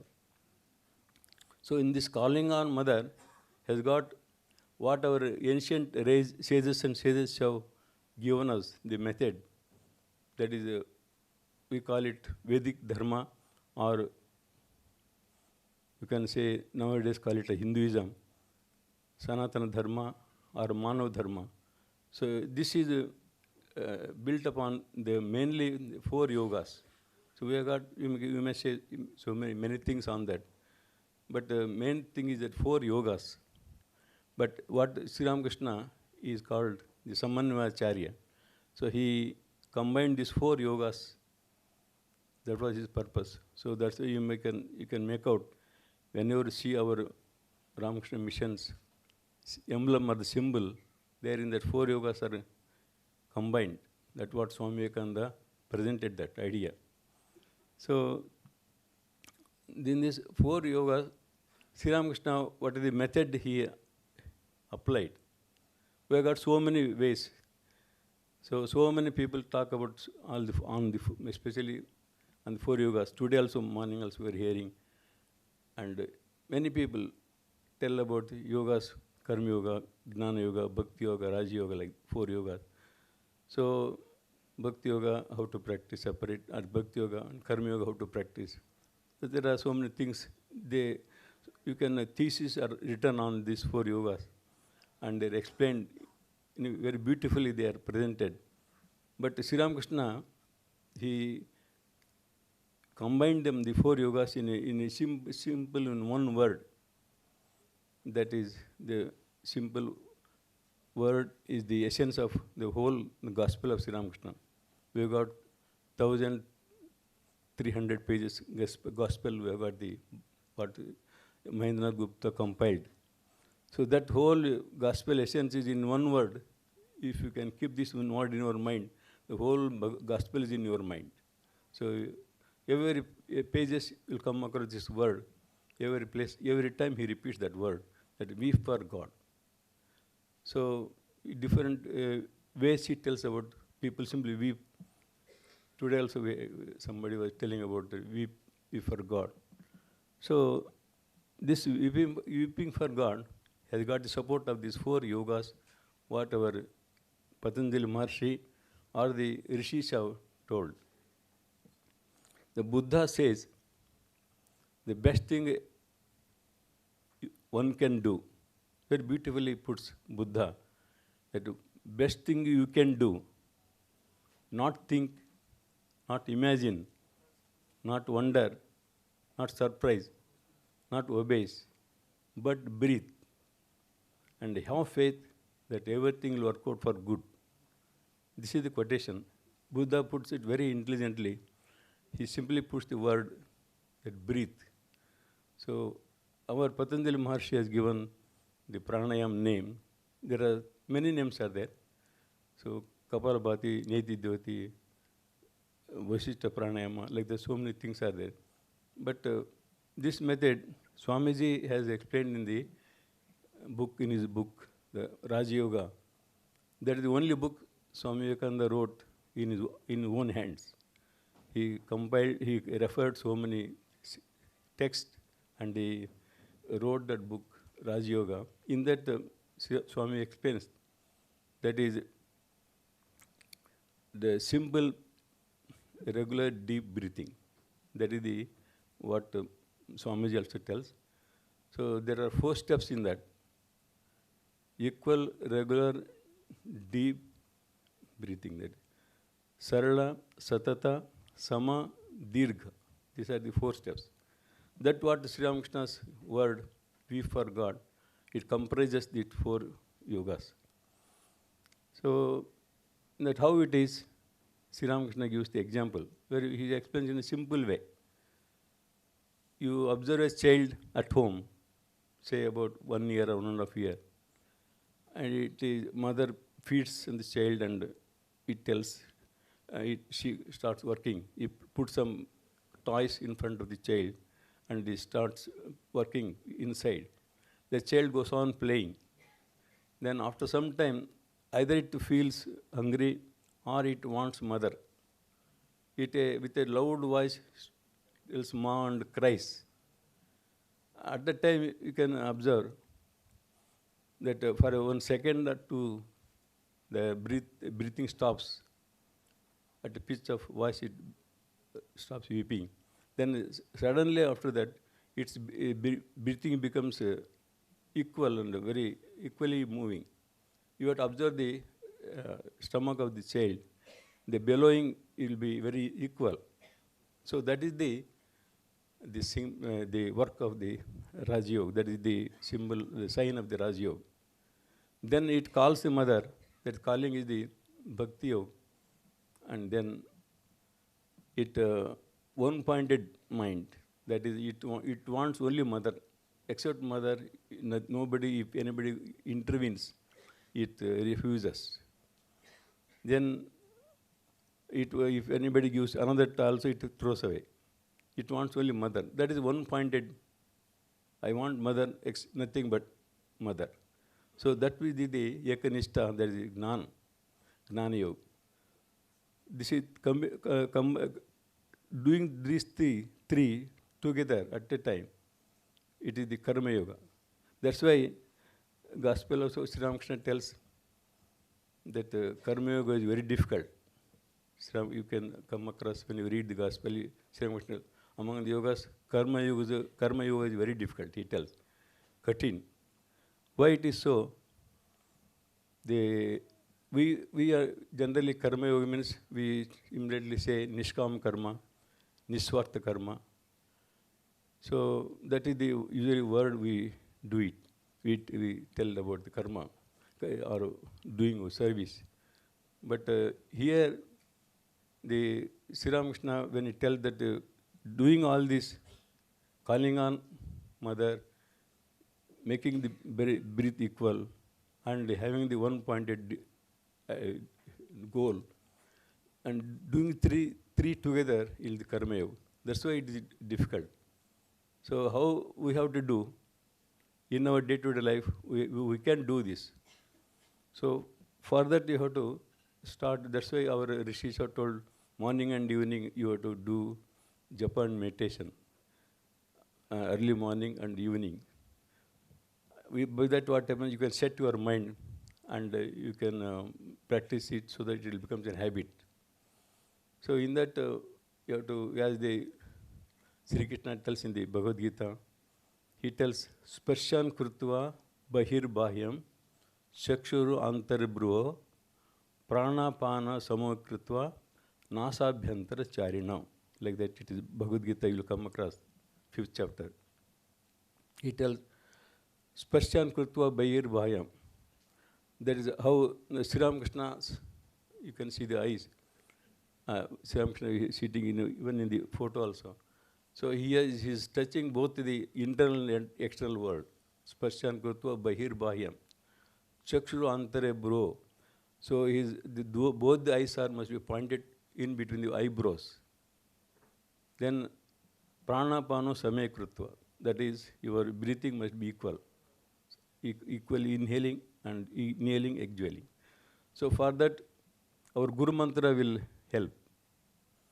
Guru Mantra has got the essence of all the four Vedas and Upanishads and teachings of all the great rishis and saints.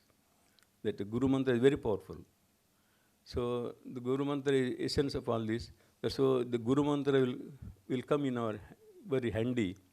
So you have to, inhaling time also you have to repeat the Guru Mantra and inhale fully. And exhaling time also you must repeat that mantra.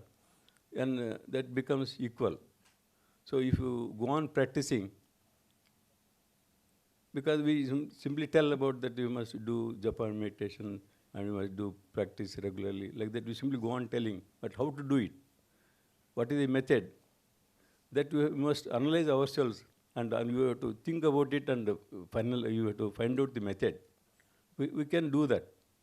That's why you can start, that's why Swami Vivekananda tells in the Raj Yoga that you catch hold of your breath, he tells. You hold on to your breath and by that you can get up. So how that is making equal inhaling and exhaling. So that is the method. So this is a very simple method to tell, but very difficult to practice. Why it is difficult? There are reasons are there. First is our samskaras. Second is the environment around. That's why the satsanga, all this retreat like this will help us. That is satsanga is also necessary. Then only it is possible to do that. When the samskaras, what are the samskaras? Sri Ramakrishna tells in Gospel, you can see what is the samskara. We tell about samskara, but we do not know what is samskara exactly, what it means. We use the word only, but really we don't know what is the samskara. Sri Ramakrishna explains very beautifully in the Gospel. He tells that he gives the example of Mahabharata. Draupadi, all of you know this. Draupadi Vastraharan, that when she was, her saree was taken out, and she was very much perturbed and she was very sad and very intensely praised to Sri Krishna. Sri Krishna knew this one, and Sri Krishna could have easily helped, but he felt, you just remember, have you helped anybody by giving the piece of cloth, like that Sri Krishna tells Draupadi. Draupadi, he recalls Then she tells, yes, I remember I had given my piece of sadi to a rishi who was taking bath in the river. What happened, the rishi was taking bath. At that time, there was a wind. The wind blew all his clothes which were kept on the bank. And he was completely clothless. So he was about to come out. She saw from the distance. Then she comes near the river and he torn her sari and threw in the water. And she went away. Then the rishi put on that sari and comes out. That Sri Ramakrishna explains this. Draupadi tells to Krishna, it happened like that. Then you don't worry, everything will be saved. Sri Krishna tells to Draupadi. But afterwards, you know the story that Sri Krishna just raises his hand. From his hand, the sari flows. That you all know that. But he could have done earlier itself. But he wanted that she might realize that.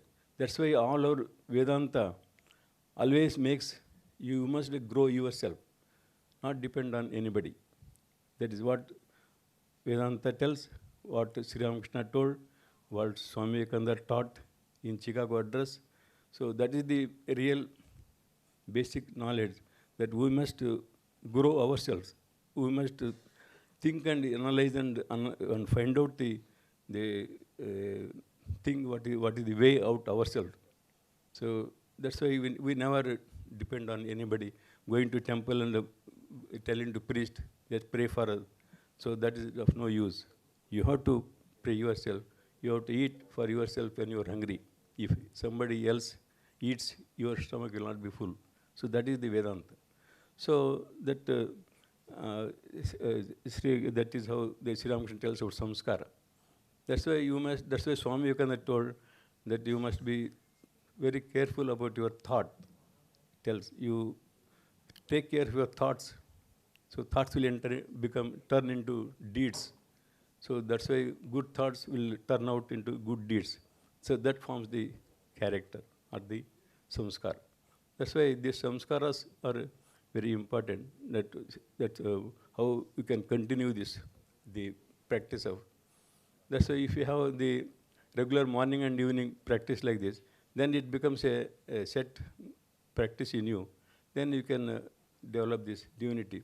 So this regular sarala satata sama dirgha breathing will counteract many things. So many times we tell that we sit for meditation, so many thoughts come to our mind. We cannot do that. Many people tell about it. And we have been so many years who have been doing Japan meditation, so nothing results comes. Like that we tell. But that is how properly if it is done, we will get the result. This you can test this one. You are simply not told or heard. You must see and do it, and that's why Swami Sri Ramakrishna tell, do it and find out. That's why in Maharashtra saint, Samat Ramdas tells it, Adi Keli Lipaji. That is, you must do first, then Keli hote re, that statement is there. If you do it only, it will happen like that. So this you can test and see yourself. It will control your mind. Controlling the mind is so many times, so many people explain so many methods. But this method will suddenly, it makes your mind control yourself. Then we have got 6 enemies always attacking us. So that will be controlled immediately, especially Kama, Krodha, Lobha. These are 3 main enemies. So this you can immediately arrest by doing this. You can counteract with this method. That's what Sri Ramakrishna told in simple word, that we forgot. So this is you have to do till the end of your life. That's why you have to, as long as you live, so long do I learn. That Sri Ramakrishna tells this. That is, this is not simply today done and not tomorrow nothing, or it is over, we have seen God, nothing like that. Sri Ramakrishna could always talk with mother, and even then he used to always practice that. Every day morning he used to sing Sakali Tumari Ichha. That song he used to sing every morning, getting up. and he used to sing that song, because that is how it is to be cultivated. That Sri Ramakrishna further tells that this practice will be very easy if you are in a congregation and in a group. That will help you to practice still more betterly. So this is how Sri Ramakrishna's teaching. As long as I live, so long do I learn. So this is a constant struggle. You constantly have to go on practicing, because mind is such a complex phenomena. So mind is, we tell about five indriyas. There are karmendriya, gnanendriyas, and five karmendriyas, five gnanendriyas. But there is the mind also is called indriya, one of the indriyas. So it is not told, they could have told shat indriyas, but told only panchendriyas. Why it is not called shat indriyas? Because mind is the indriya, at the same time it is not indriya. Why? The Shuddhaman, mind, pure mind is equal to pure Atman. Sri Ramakrishna tells in Bhagavad Gita, in Gospel, pure mind itself is pure Atman. So if your mind is pure, it is equal to Atman itself, God itself. So how to make pure? Sri Ramakrishna tells constantly, go on repeating mother's name or your Ishtadevas's mantra. That is the only, and how to do that? You have to practice or yoga, that is combine with your breathing. That is easy to make it yoga, the practice of this. So this is the method which Sri Ramakrishna told in a simple way. That is, as long as I live, so long do I learn. So with this I conclude. I am very much thankful to you and also Swami Satyajananji for giving this opportunity. Namaskar. We offer our pranams to Revered Maharaj. Now, we request Swami Tannamananji, our Manager Maharaj, Ramakrishna Math, Mumbai, for his session on Japa and meditation. Swami Tannamananji.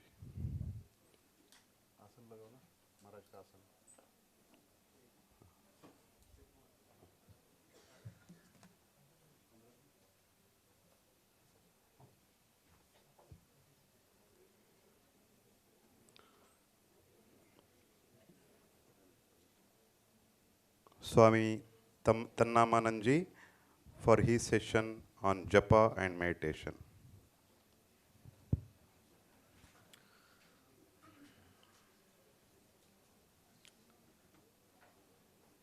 Om Sthapakaya cha dharmasya sarvadharma swarupine avatara varisthaya रामकृष्णाय ते नमः।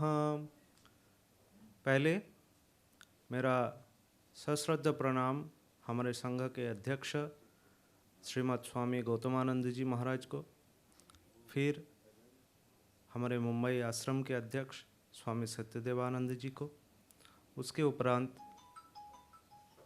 इधर उपस्थित सभी सन्यासी वृंद को मेरा प्रणाम एवं उपस्थित भक्तवृंदों को मेरा नमस्कार। ये मेरा गाइडेड मेडिटेशन का सेशन है। जनरली मेडिटेशन सुबह के समय होते हैं और शाम के समय। अभी तो शाम 4 बजे हैं, 4 बजे मेडिटेशन करना है। और मेडिटेशन के लिए पहली बात है कि क्रॉस लेग बैठना पड़ता है और रीढ़ की हड्डी सीधा रखना पड़ता है। अभी तो हम लोग सब चेयर में बैठे हैं, तो चेयर में ही हम लोग कोशिश करेंगे सीधा बैठ के भगवान श्री रामकृष्ण देव का ध्यान करने के लिए। मैं उम्मीद करता हूँ कि आप सब लोग दीक्षित है श्री रामकृष्ण देव के, एवं हम लोग आज श्री रामकृष्ण देव के ध्यान करेंगे। पहले हम लोग जो करेंगे, हम लोग साक्षी के तौर पर हम हमारा जो श्वास ले रहे हैं और छोड़ रहे हैं, इसको अनुभव करने का प्रयत्न करेंगे। हम लोग जस्ट श्वास की तरफ देखेंगे, श्वास अंदर जा रहे और फिर बाहर आ रहे।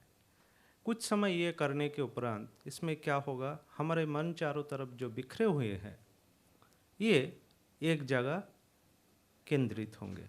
फिर वो मन को हम लोग श्री रामकृष्ण देव के चरण में लेके आएंगे। हम एक एक करके बोलते जाएंगे और हम लोग सब एक साथ प्रयत्न करेंगे। फिर आखिर में मैं ओमकार बोलूँगा और उसके साथ ये सेशन समाप्त होंगे। ठीक है। ओम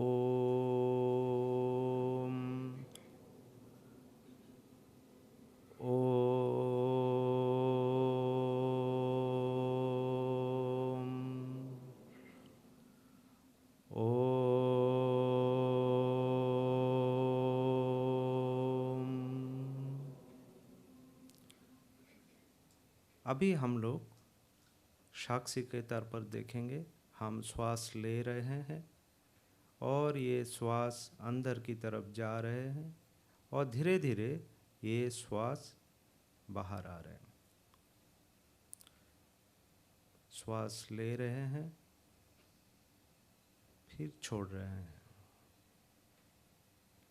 ले रहे हैं, फिर छोड़ रहे हैं।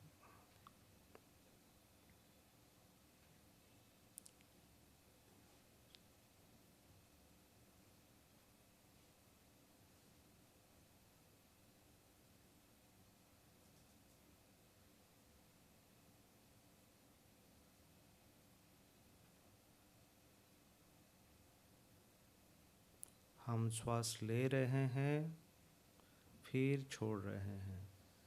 ये श्वास हम जो ले रहे हैं ये पेट की तरफ जा रहा है, फिर निकाल के नाक से निकल रहे हैं।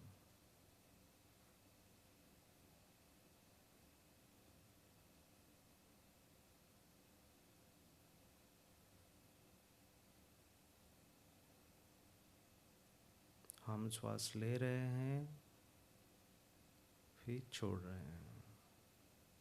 श्वास ले रहे हैं, फिर छोड़ रहे हैं।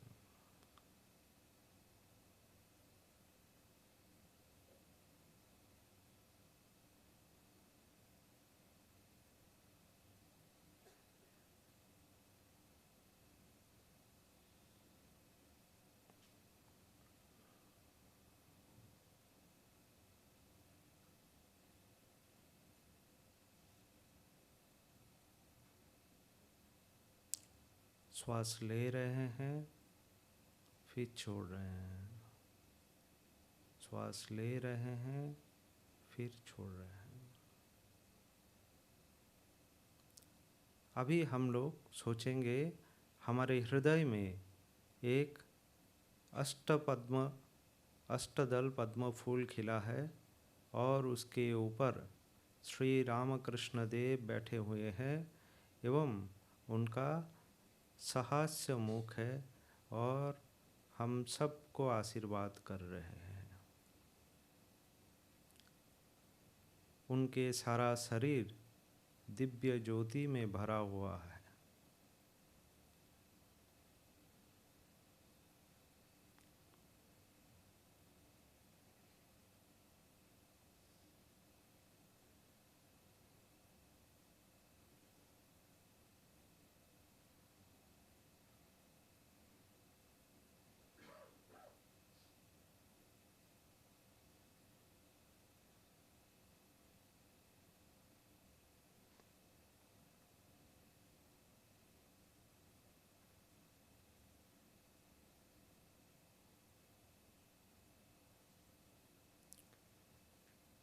श्री रामकृष्ण देव हम सबको आशीर्वाद कर रहे हैं।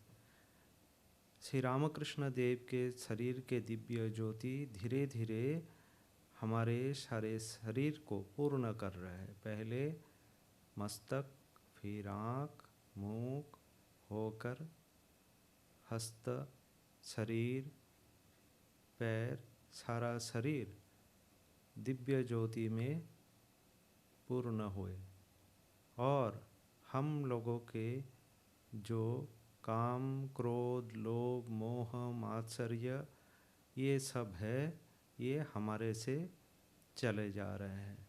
श्री रामकृष्ण देव के दिव्य ज्योति के प्रभाव से जो नेगेटिव थॉट्स थे सब चले जा रहे हैं। हम पूर्ण हो रहे हैं, दिव्य ज्योति में पूर्ण हो रहे हैं।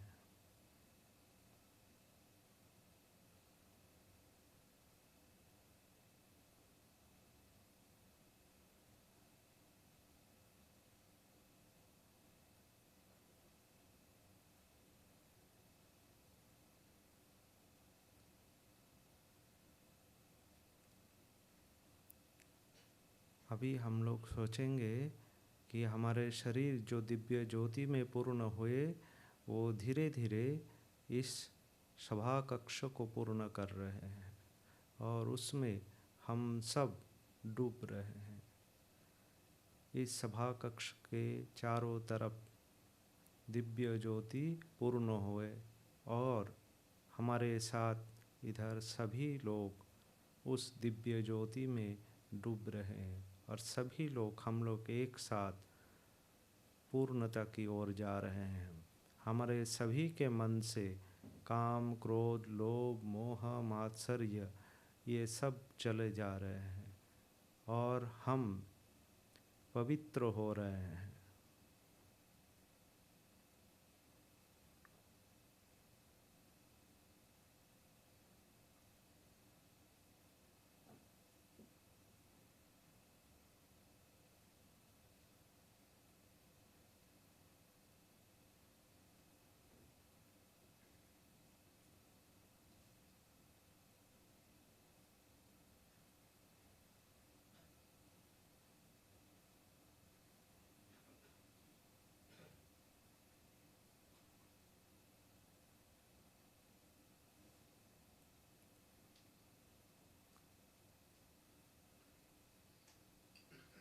अभी हम लोग सोचेंगे कि जो दिव्य ज्योति इस सभागृह को पूर्ण किया है वो धीरे धीरे हमारे शरीर में वापस आ रहे हैं।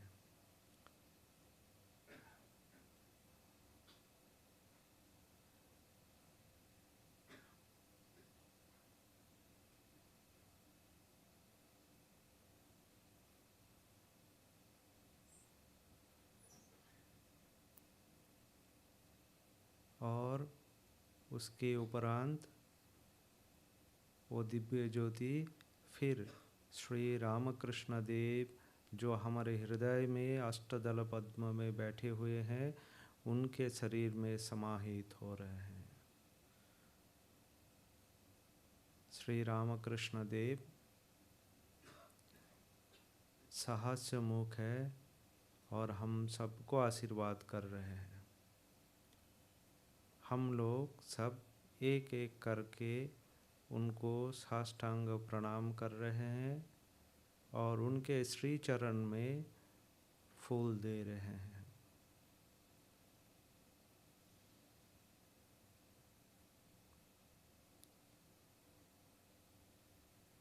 श्री रामकृष्ण देव हमारे सर के ऊपर हाथ रख के हम लोग को आशीर्वाद कर रहे हैं।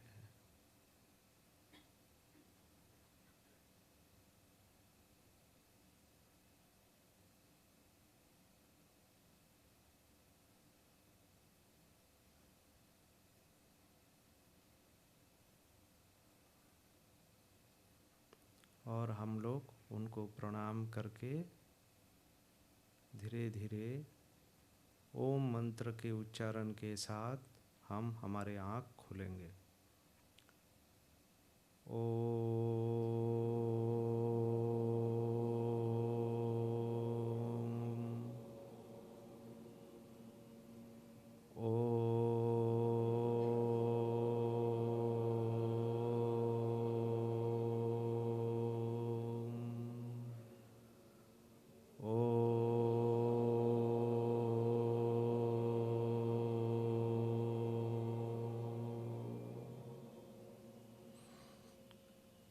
अभी धीरे धीरे आप आपका आँख खोलें।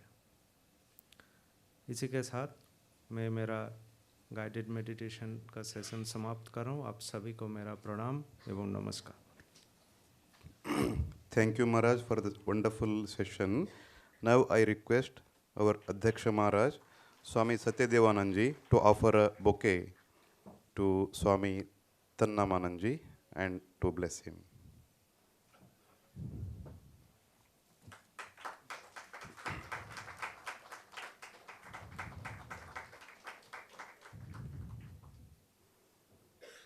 What a wonderful day of spiritual retreat, feast for body, mind and soul.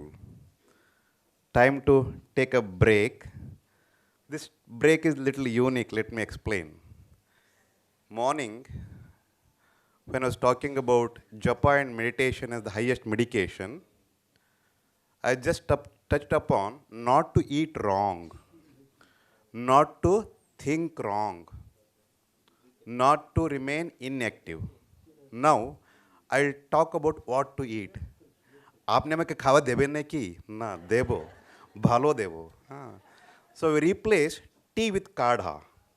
Kadha is anti-inflammatory, anti-cancerous.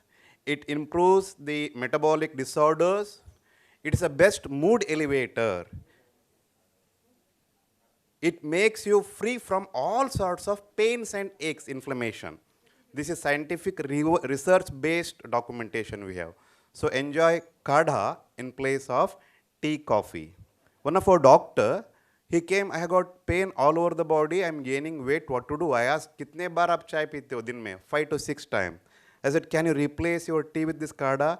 She did, body pain gone, weight came to normal. So kadha can do that much if you can do sincerely. So let us try that kadha. Chai ke sath biscuit deben na ki. आमी तो diabetic मिष्टी छाड़ा नमकीन छाड़ा देबेन की. No biscuit is a good biscuit because it is a processed food. So processed food नहीं खाना है इसलिए बिस्किट नहीं खाना तो की देबेन. Healthy, tasty salad with nuts, मूंगफली and chana contains all the nutrients. The best snack is that you are going to enjoy मूंगफली chana salad. So enjoy a wonderful healthy snack. इसमें थोड़ा सहयोग देना पड़ेगा. 20 मिनट काढ़ा ब्रेक के जगह में 10 मिनट हो गया है. Because we are running late, we have to receive president Maharaj on time. So I request all our devotees to be back here within 10 minutes after काढ़ा ब्रेक. Thank you.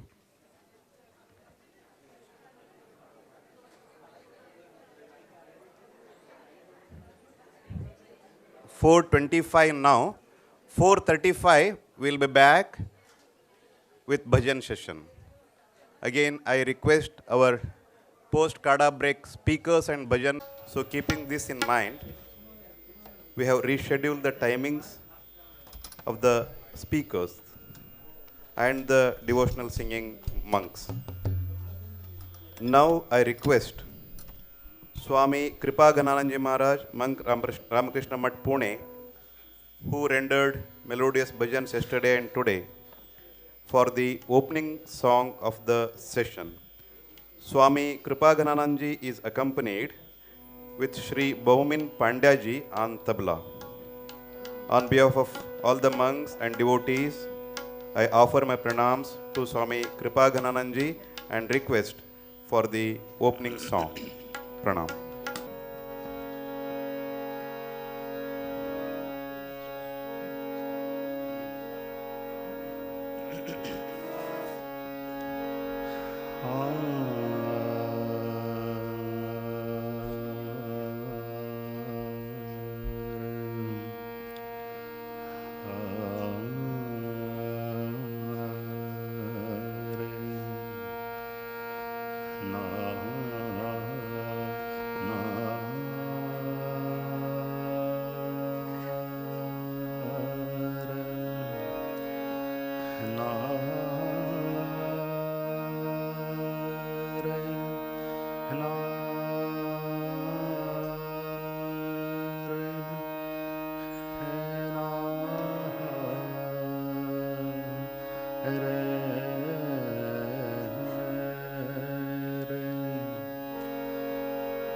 हृदददना है ना रे ना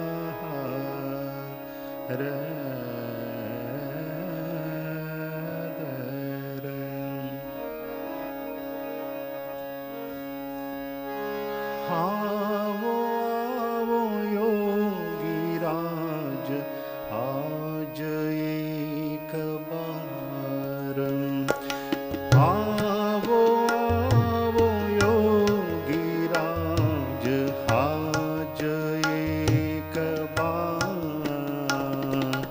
आवो आवो योगीराज आज एक बार योगीराज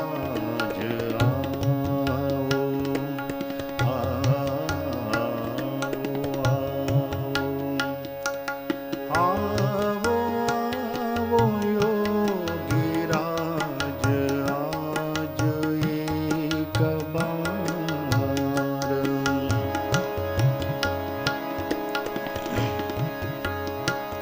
निज शक्तिदायी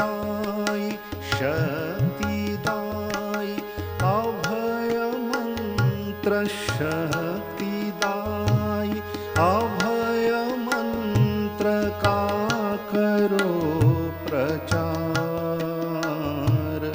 आज एक बार आवो आवो योगीराज आज एक बार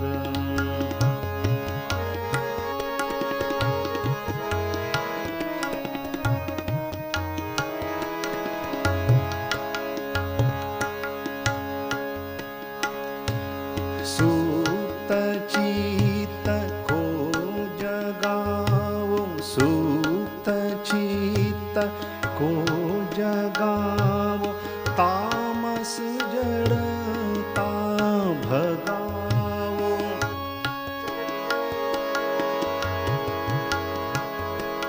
सूत चित को जगाओ तामस जड़ता भगाओ करो दूर मोह भ्रांति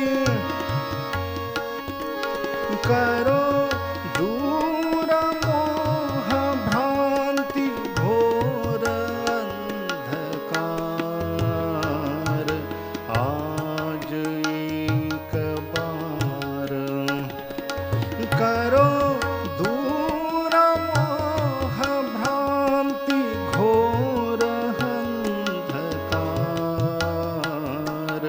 आज एक बार आवो आवो योगीराज आज एक बार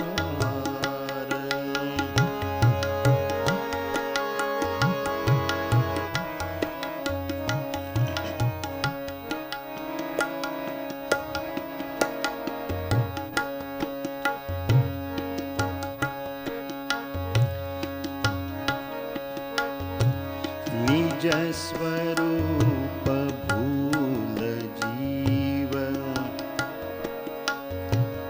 निज स्वरूप भूल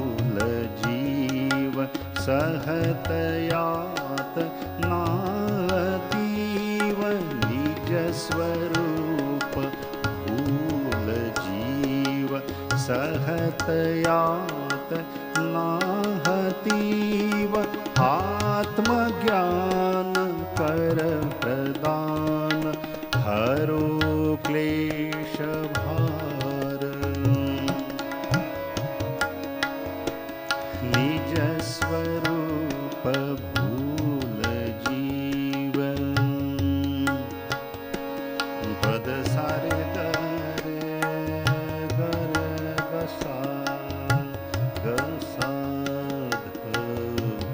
पद सारे गरे गरे गसा सारे गा धा प गरे सारे गा प धा प ग प ध सा ध प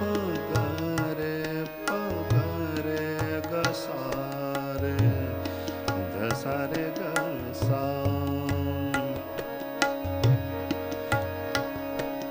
निज स्वरूप भूल जीव सहत यात नाहतीव आत्मज्ञान कर प्रदान हरो क्लेश भार आवो आवो दीननाथ आवो आवो दीननाथ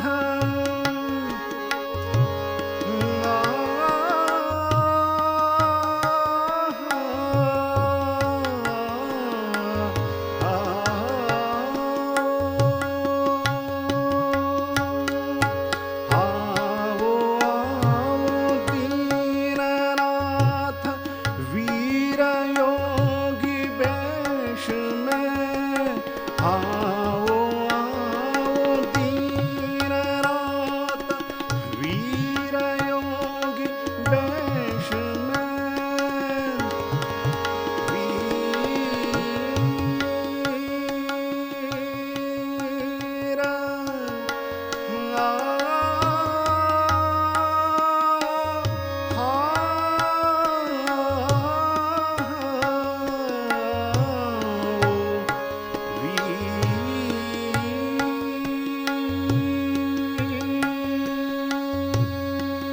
वीर योगी वेश में आवो आवो दीननाथ वीर योगी वेश में मोह मग्न शोक भग्न मोह मग्न शोक भग्न दैन्यग्रस्त देश में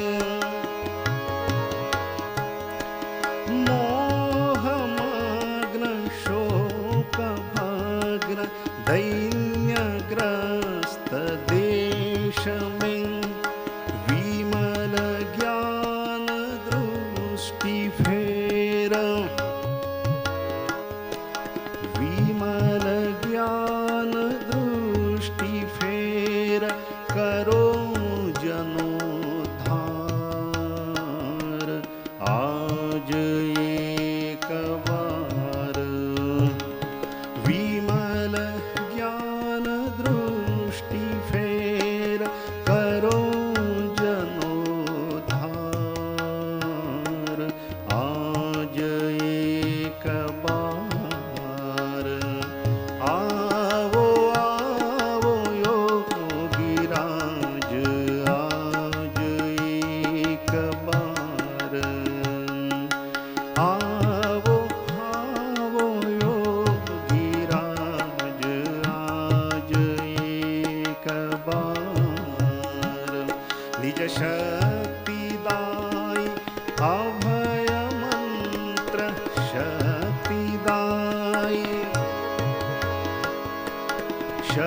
शक्तिदाई अभय मंत्र का करो प्रचार आज एक बार आवो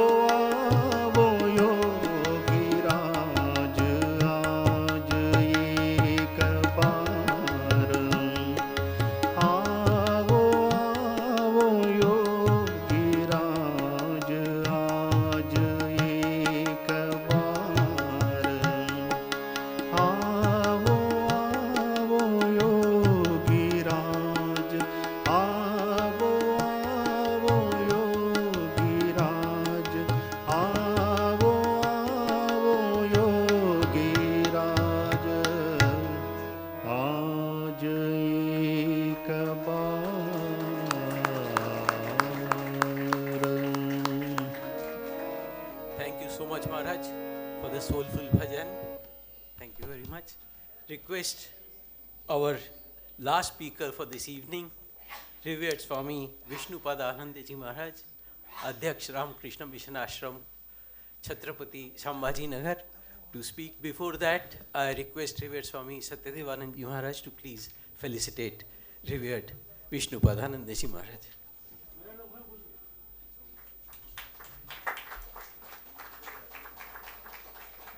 Since we are running short of time, we have requested Vishnupadanandaji Maharaj to speak up to 5:15 p.m. Most revered President Maharaj is expected thereafter. Maharajji, will you speak from the podium or shall we get your mic there? Om Jananim Saradam Devim Ramakrishnam Jagadgurum Padapadme Tayo Shritva Pranamami Muhurmuhu Namah Shri Yatirajaya Vivekananda Suraye Satchit Sukha Swarupaya Swamine Tapaharine. मंच पर उपस्थित श्रीमद स्वामी सत्यदेवानंद जी महाराज, आप सभी सन्यासी वृंद सम्मुख बैठे सभी को मेरे नमस्कार, सस्नेह नमस्कार। वैसे ही आप सब लोग यहाँ भक्त गण बैठे हैं, महिलाएं और पुरुष, आप सबको मेरा विनम्र नमस्कार। यह जो आध्यात्मिक शिविर है, यह आध्यात्मिक शिविर अभी संपन्न होने जा रहा है। आध्यात्मिक शिविर की जो संकल्पना है कि इसमें हम एक घनीभूत रूप से कुछ आध्यात्मिक बातें करें, चिंतन करें, जिससे हमारा यह जो दिन है पूरा आध्यात्मिक भाव में बीते। श्री रामकृष्ण देव बार बार कहते थे कि एकांत में जाना चाहिए। एक दिन के लिए हो, 2 दिन के लिए हो, 1 महीने के लिए, 3 महीने के लिए, तो यह सब समय संभव नहीं हो पाता है। इसलिए हमारे आश्रम जैसे कि अब मुंबई मठ ने यह आयोजित किया है 1 दिन का शिविर, क्योंकि हमारे और आप सबकी दिक्कत है, हमारा मन ईश्वर की तरफ किस तरह जाए, किस प्रकार से जाएं, कि नहीं, सब कुछ मन के ऊपर ही निर्भर है कि नहीं। हम मन को कैसे कल्चर करते हैं, कैसे विकसित करते हैं, उसका जो दर्जा है वो कैसे बढ़ाते हैं,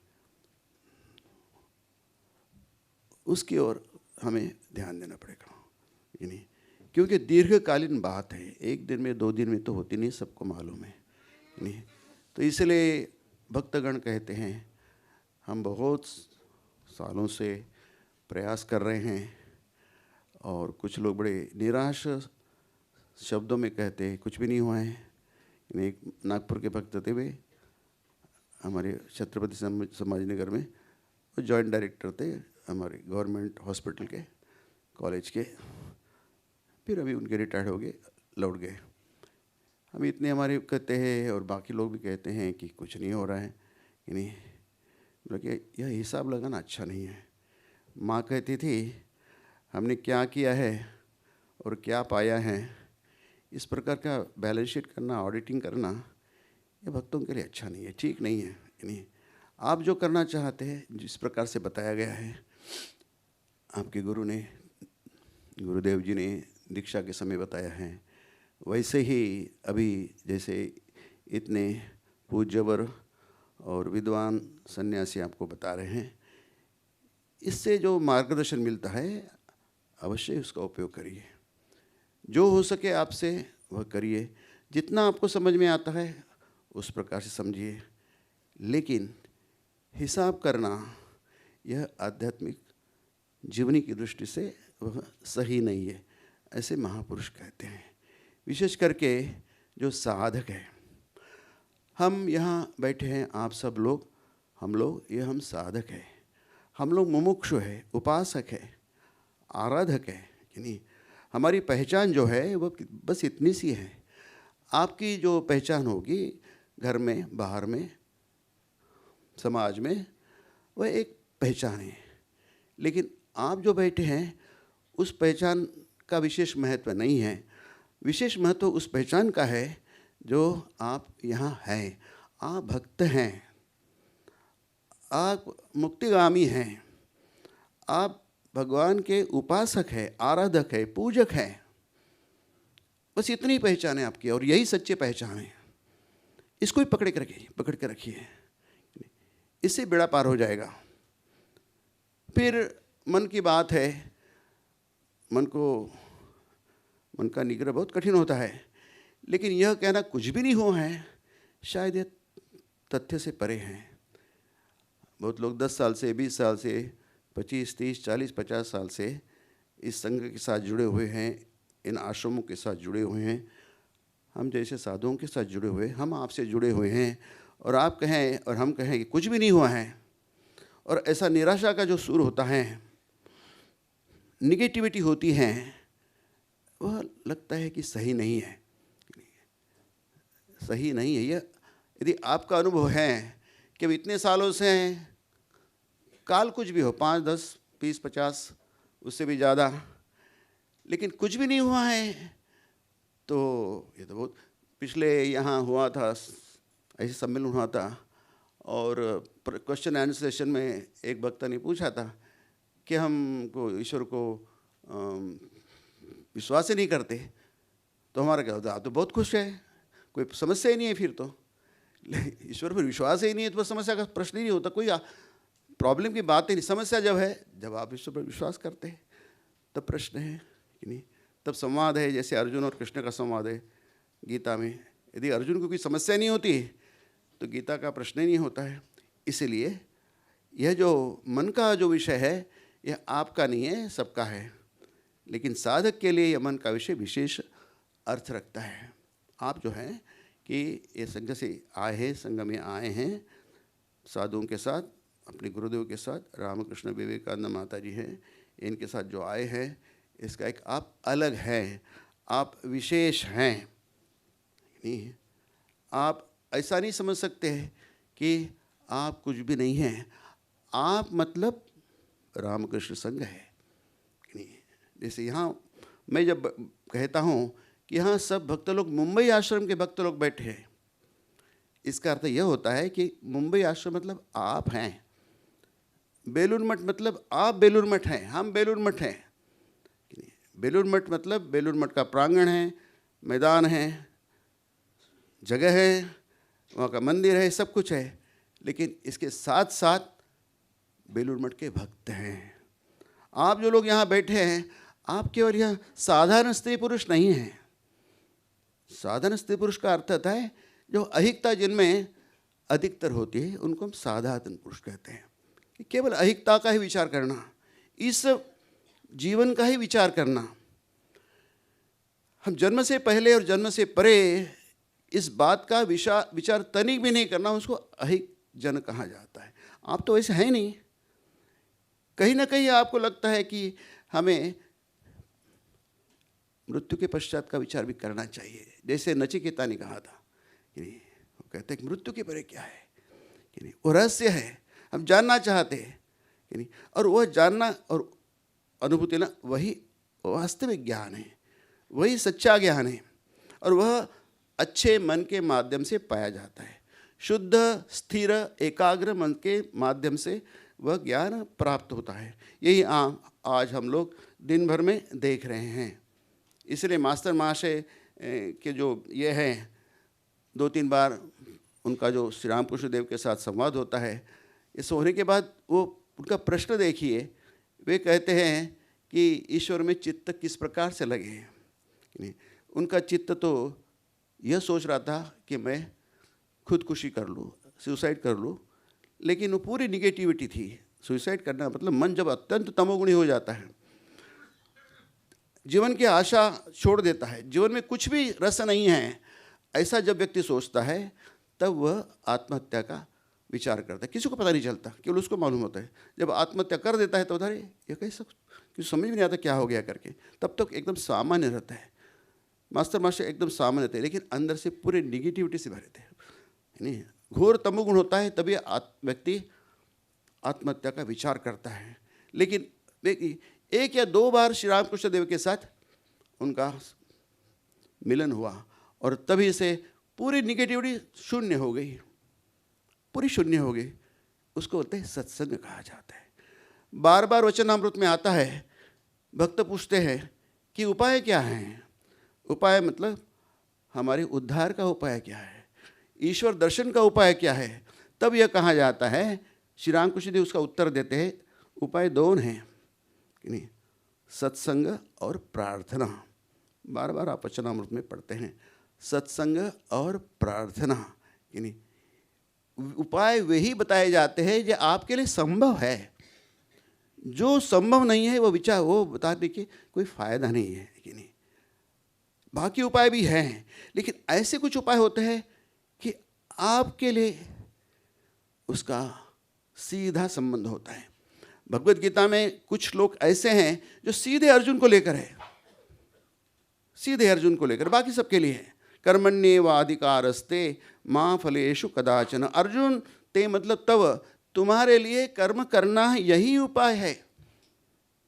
सीधा अर्जुन के लिए यह उपदेश है, कर्मणि एव अधिकार। तुम्हारी योग्यता केवल कर्म करने की ही है।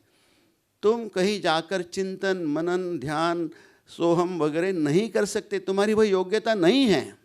लेकिन यह करते हुए भी माँ फलेषु कदाचन, कभी भी तुम्हारे मन में यह भाव न हो इसका फल मुझे ही मिले। सकामता आती है जब आप कर्म करते हैं, कर्म का स्वभाव ही है, कर्म हमेशा सकाम ही होता है।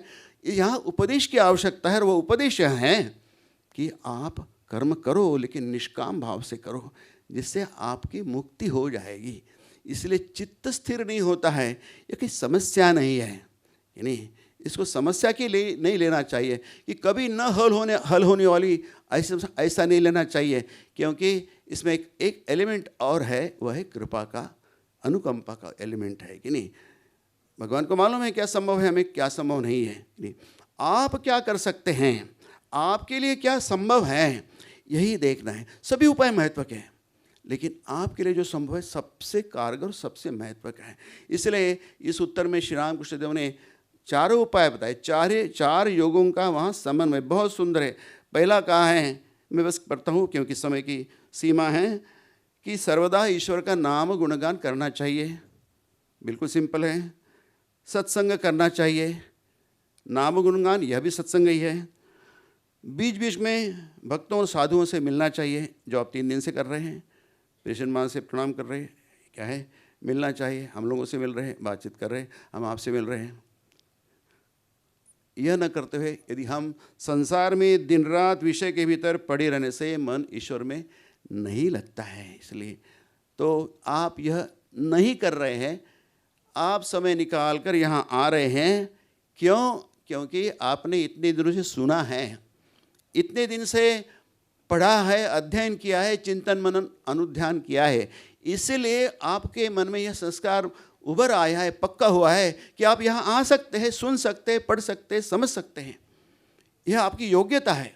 ये योग्यता एक दिन में नहीं आती है, इसके लिए कई साल आप यह प्रयास कर रहे हैं।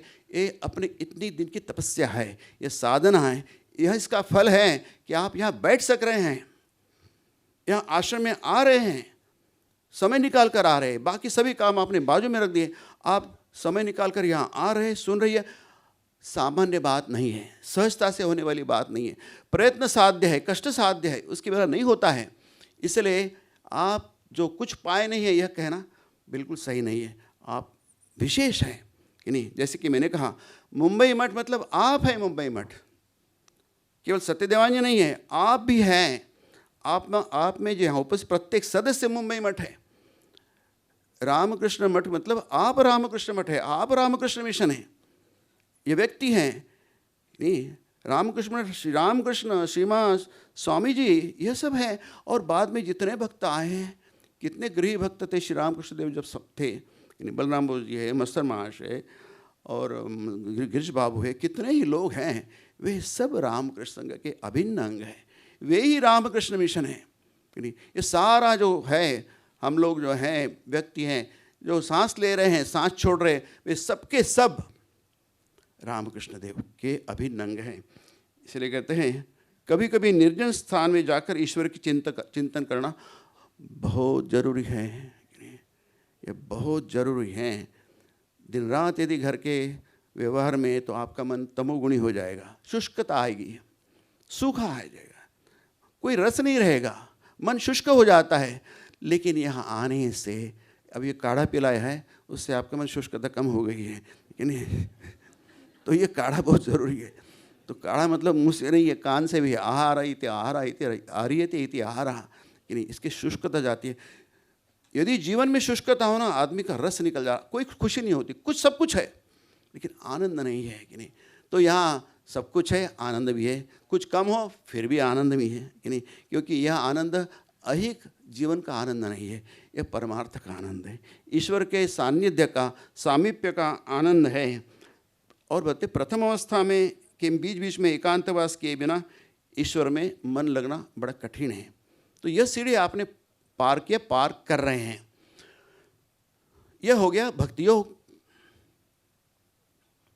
उत्तर योग है, यह हो गया भक्ति योग। अब आता है ध्यान योग। इसके लिए मन संयम की जरूरत है, निग्रह की जरूरत है, मन के निग्रह की जरूरत है। इसके उत्तर में श्री रामकृष्ण देव कहते हैं पौधों के चारों ओर से रूंधना पड़ता है, नहीं तो बकरी चर लेगी।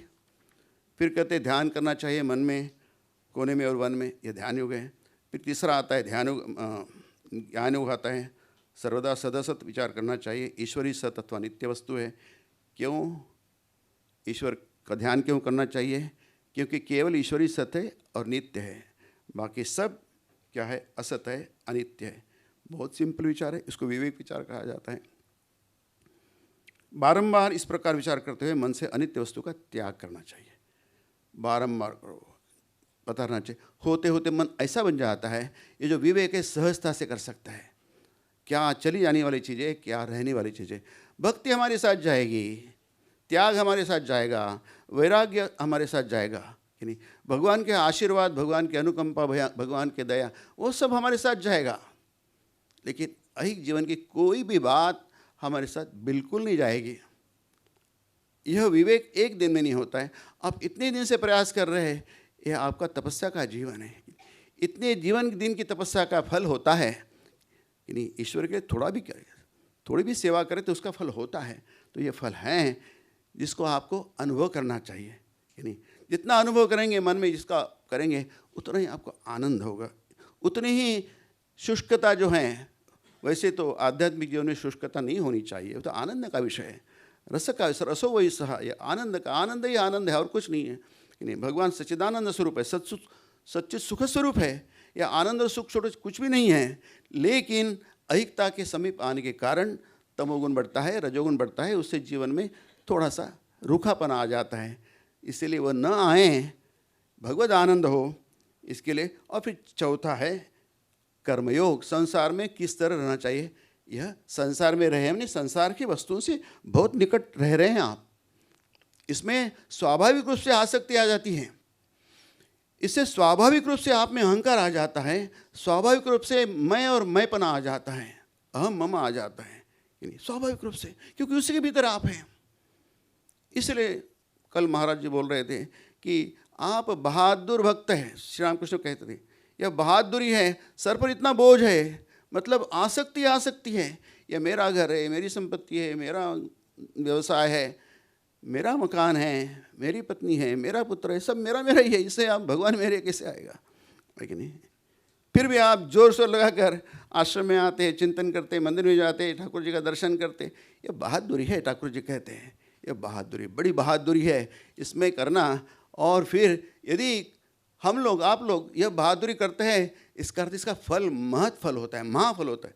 निवृत्तिस्तु महाफला, ये निवृत्ति जो है, इसका प्रयास करना, इसका फल साधारण नहीं होता है, इसका फल महाफल होता है। इसलिए फिर आपको मालूम है कि क्या कि जैसे दासी के समान रहना चाहिए। मतलब आप संसार में हैं, लेकिन मन में इस ज्ञान को दृढ़ रखना चाहिए कि ये हमारे कोई नहीं है, संसार हमारा कुछ भी नहीं है। क्या एक दिन में होगा? बिल्कुल नहीं होगा, बिल्कुल नहीं होगा। लेकिन नहीं होगा इसलिए निराश होने की बिल्कुल आवश्यकता नहीं है। श्री राम कहते हैं कि आपने जो कुछ भी प्रार्थना की है, जो कुछ भी किया है, वो कुछ भी व्यर्थ नहीं किया है। उनके कान, ईश्वर के कान अत्यंत सचेत होते हैं, वो तीखे होते हैं। जो चींटी होती है, एंट, उसके पैर में जो घुंघरू होते हैं, उसकी भी आवाज़ भगवान के कानों में जाती है। इतने सूक्ष्म होते हैं। द्रौपदी की जो पुकार थी, वो द्वारका में थे, रुक्मिणी जी उनकी चरण सेवा कर रही थी, वहाँ गए तो दौड़कर आए भगवान, उनके लज्जा के रक्षण किया। उनके कान अत्यंत सचेत है, वे सब कुछ सुनते हैं, कुछ भी बात व्यर्थ नहीं गई है।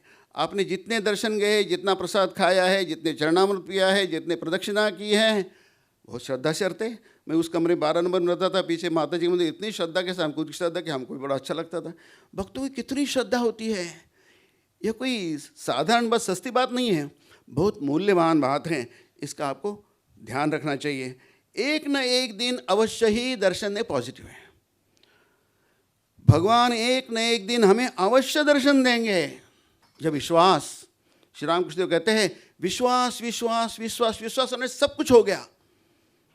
तो प्रतिदिन हम जो करते हैं, जब करते हैं, ध्यान करते हैं, जो कुछ भी करते हैं, हम नहीं कर सकते हैं, लेकिन इन सब से विश्वास बढ़ना चाहिए कि हमें कोई डर नहीं है, हमें कोई भय नहीं है। वे कहते हैं एक न एक दिन हमें, मैं वचनामृत के उदाहरण पढ़ रहा हूँ, एक न एक दिन वे अवश्य ही दर्शन देंगे, कम से कम, है कि नहीं। हमारे जीवित काल में यदि हमें दर्शन नहीं देते हैं, हमारा उतना नहीं हो सकता है, हो जाना चाहिए, है कि नहीं। यदि नहीं भी होता है तो हमें आश्वासन देते भगवान, कम से कम मृत्यु के समय तो वे निश्चित ही दर्शन देंगे कि नहीं। वे कहते हैं तुम प्रार्थना करो, प्रार्थना करने वाला मन हमें उत्पन्न करना है, कि जिस मन से प्रार्थना की जाती है, आपसे आप प्रार्थना होती है, भगवान हमको, माँ तुम्हार वही हमार केहू नहीं, श्री रामकृष्ण जी कहते हैं, माँ तुमको छोड़कर मेरा इस संसार में कोई भी नहीं है। वे कहते हैं मैं सत्य कह रहा हूँ, शपथ पूर्वक कह रहा हूँ कि सचमुच ईश्वर के दर्शन मिलते हैं। ऐसे कौन हैं संसार में? हम तो बहुत जानते, बहुत पढ़ते हैं, लेकिन ऐसे कौन है इतने स्पष्ट रूप से कह रहे हैं कि मैं सत्य कह रहा हूँ? गीता में है, बहुत बार भगवान कृष्ण ने शपथ पूर्वक बहुत सी बातें कही हैं। मैं सत्य कह रहा हूँ, शपथ पूर्वक कह रहा हूँ कि सचमुच ईश्वर के दर्शन मिलते हैं। फिर कहते हैं जिस प्रकार से इस समय यहाँ बैठकर हम बात कर रहे हैं, मैं बात कर रहा हूँ, आप सुन रहे हैं, ये कोई कल्पना की बात नहीं है, ये तो स्पष्ट है। उतनी ही स्पष्टता से जिस प्रकार से इस समय यहाँ बैठकर हम बात कर रहे हैं, इसी तरह उनके दर्शन प्राप्त होते हैं। आपको क्या हुआ है और किसी को क्या हुआ है, ये प्रश्न नहीं है, ये आपका और सीधा भगवान का संबंध है कि नहीं। तो इसलिए प्रत्येक व्यक्ति का तुलना की बात नहीं, तुलना एक बहुत विचित्र बात होती है, कभी भी कंपेयर नहीं करना चाहिए, इसका क्या हुआ, उसका क्या, मेरा क्या हुआ, कोई तुलना के बाद आपका सीधा संबंध है, 1 to 1 है, इसलिए वह बात नहीं करनी चाहिए। और उनके साथ वार्तालाप भी किया जा सकता है, संवाद किया जा सकता है। जिस प्रकार से अर्जुन ने भगवान कृष्ण के साथ संवाद किया था, कृष्णार्जुन संवादयोः, उसी प्रकार से भगवान श्री रामकृष्ण कह रहे हैं भगवान के साथ वार्तालाप, बातचीत की जा सकती है। फिर कहते हैं इसके लिए हमें प्रेम चाहिए, जो आपके पास भरपूर है कि नहीं। ऐहिक जीवन में व्यक्तियों के साथ अपने उससे भरपूर प्रेम है, लेकिन आप लोगों की और एक विशेषता है कि आपका आश्रम के ऊपर बहुत प्रेम है। आश्रम के ऊपर प्रेम मतलब आपका ठाकुर के ऊपर प्रेम है, माँ के ऊपर प्रेम है, स्वामी जी के ऊपर प्रेम है, और रामकृष्ण संघ के साथ जुड़ी हुई जितनी भी बातें हैं उन सब के साथ आपका प्रेम है। नहीं, प्रेम बहुत अमूल्य चीज़ है, उसका मूल्य हम नहीं कर सकते हैं नहीं, लेकिन ईश्वर का प्रेम जो होता है वह उसका मूल्य तो कभी भी नहीं किया जा सकता है। तो आपका यह, इसी को भक्ति कहा जाता है। श्री रामकृष्ण जो कहते हैं समूचे आध्यात्मिक जीवन का सार है, साधना का सार है, एक ही है कि वह भक्ति, प्रेम, ईश्वर अपने लगे, फिर होते होते ईश्वर ही अपने लगते हैं। हाँ, और फिर एक ही छोटी सी बात कह के मैं अपनी बात को विराम देता हूँ कि सच्चे भक्त को कोई भय नहीं है और चिंता नहीं है। आप सच्चे भक्त हैं, श्री रामकृष्ण कहते हैं आपको कोई भय नहीं है और चिंता नहीं है, मतलब परलोक का कोई विचार नहीं है, कोई चिंता की बात नहीं, यह लोक की भी नहीं है। और माँ सब कुछ जानती हैं, माँ मतलब जगदम्बा। फिर बिल्ली का उदाहरण 2 बार आए हैं, इसका एक बार यहाँ लेते हैं और बाद में कहते हैं बिल्ली बच्चा को माँ जहाँ रखते हैं वहाँ बच्चा रहता है, वह शरणागति है। बिल्ली चूहा पकड़ती है एक प्रकार से, क्योंकि चूहा उसका भक्ष्य है, दांत से पकड़ती है, उसी दांत से वह अपने बच्चे को पकड़ती है। दूसरे प्रकार से वह माया ममता है, अपनापन है। तो आप भगवान यदि बिल्ली हैं तो आप सब बिल्ली के बच्चे हैं। जो आपने पकड़ा है, श्री रामकृष्ण देव ने दांत से पकड़ा है, जगदम्बा ने दांत से पकड़ा है, लेकिन वो ममता है कि नहीं, उसमें प्रेम है, रक्षा करने का भाव है, क्योंकि माँ की आप संतान हैं। तो आपको किसी प्रकार की चिंता हमारा क्या होगा और किसी प्रकार का भय नहीं रखना चाहिए। मैं अपनी वाणी को यही विराम देता हूँ। नमस्कार।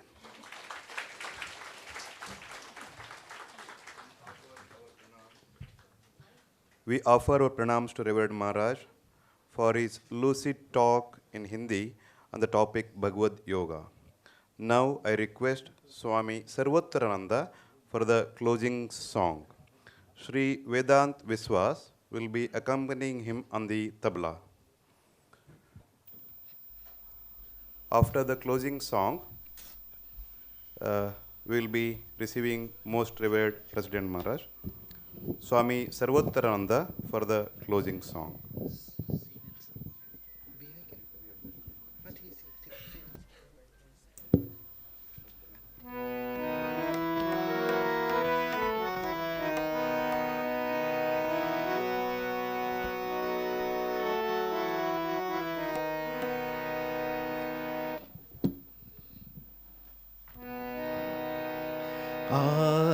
चण्डाला प्रतिहतरयो यस्य प्रेम प्रवाह लोकातीतो प्यहनः जहो लोककल्याणमार्गम् त्रैलोक्येऽप्य प्रतिममहिमा जानकी प्राणबन्धो त्रैलोक्येऽप्य प्रतिममहिमा जानकी प्राणबन्धो भक्त्या ज्ञानं ऋतवरवपुः सीतया यो हि रामः भक्त्या ज्ञानं ऋतवरवपुः सीतया यो हि रामः स्तब्धीकृत्य प्रलयकलितं बाहवोत्तं महान्तं हित्वा रात्रिं प्रकृतिसहजाम् अन्धसामीशमेशम् गीतं शान्तं मधुरमपि यः सिंहनादं जगज गीतं शान्तं मधुरमपि यः सिंहनादं जगज सोऽयं जातः प्रथितपुरुषो रामकृष्णस्त्विदानीं सोऽयं जातः प्रथितपुरुषो रामकृष्णस्त्विदानीं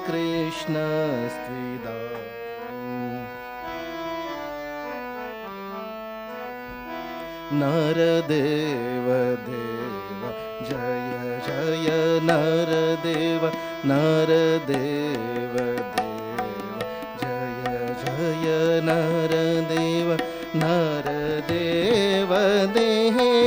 जय जय नरदेव नरदेव देव जय जय नरदेव शक्ति समुद्र समुत्तरङ्गं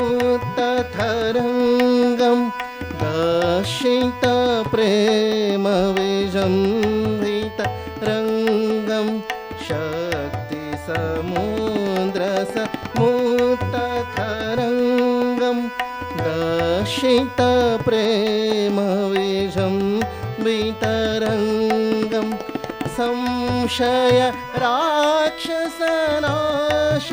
राक्षसनाशमहास्त्रं संशय राक्षसनाशमहास्त्रं यामि गुरुं शरणं भववैद्यं यामि गुरुं शरणं भववैद्यं Nardev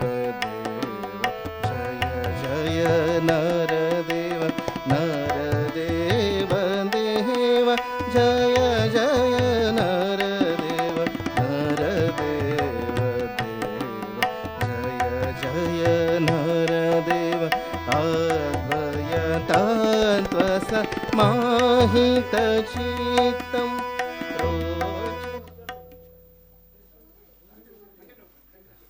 Projwal भक्तिपटाहृतं अद्वयतत्त्वसमाहितचित्तं Projwal भक्तिपटाहृतं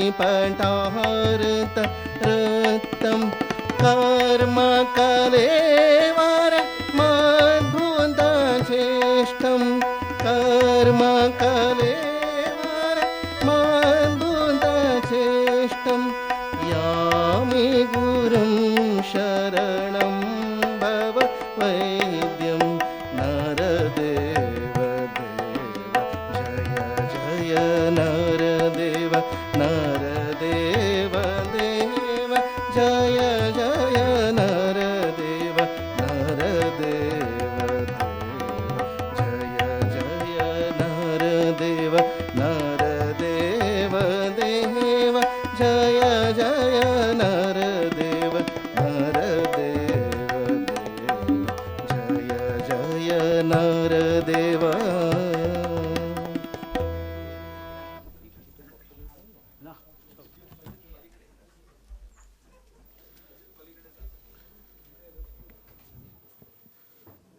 Most revered President Maharaj is offering flowers to Bhagavan Sri Ramakrishna, Ma Sharda Devi, Swami Vivekananda. Let us chant. Om Sthapakaya cha dharmasya sarvadharma swarupine avatara varishtaya Ramakrishnaya te namaha. Jananim Sharadam Devim Ramakrishnam Jagadgurum Pada Padme Tayo Shritva Pranamami Murmuhu Namah Shri Yatirajaya Vivekananda Suraye Satchit Sukha Swarupaya Swamine Tapaharine.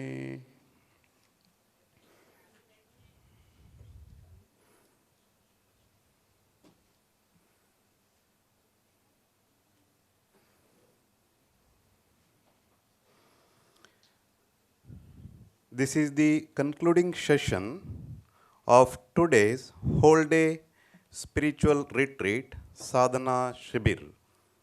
I request Swami Satyadevanandji, Adhyaksha Ramakrishna Mutt, Mumbai, to offer mala garland to most revered President Maharaj ji. Maharaj, please accept our humble pranams at your holy feet on behalf of all the monks and all the devotees in this hall.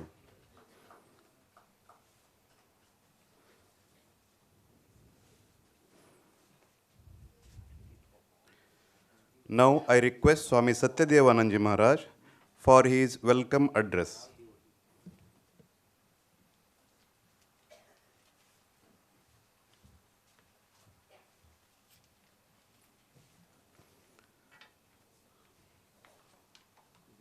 Yes, we all have experienced a wonderful day today, right from morning, with various discourses, bhajans, chanting on this auspicious day. And added to that, now we have President Maharaj with us. I request Swami Satyadevanand Maharaj for the welcome address.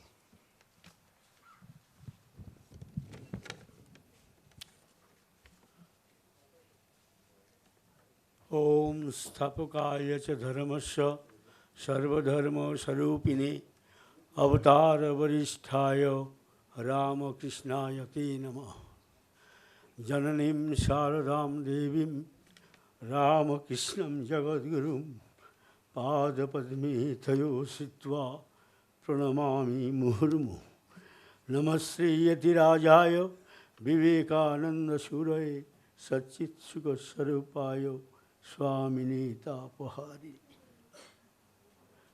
My pranams to Sri Thakur, Holy Mother, Sri Sharada Devi, and Srimad Swami Vivekananda for allowing us to undertake the current program of Foundation Day celebrations, which included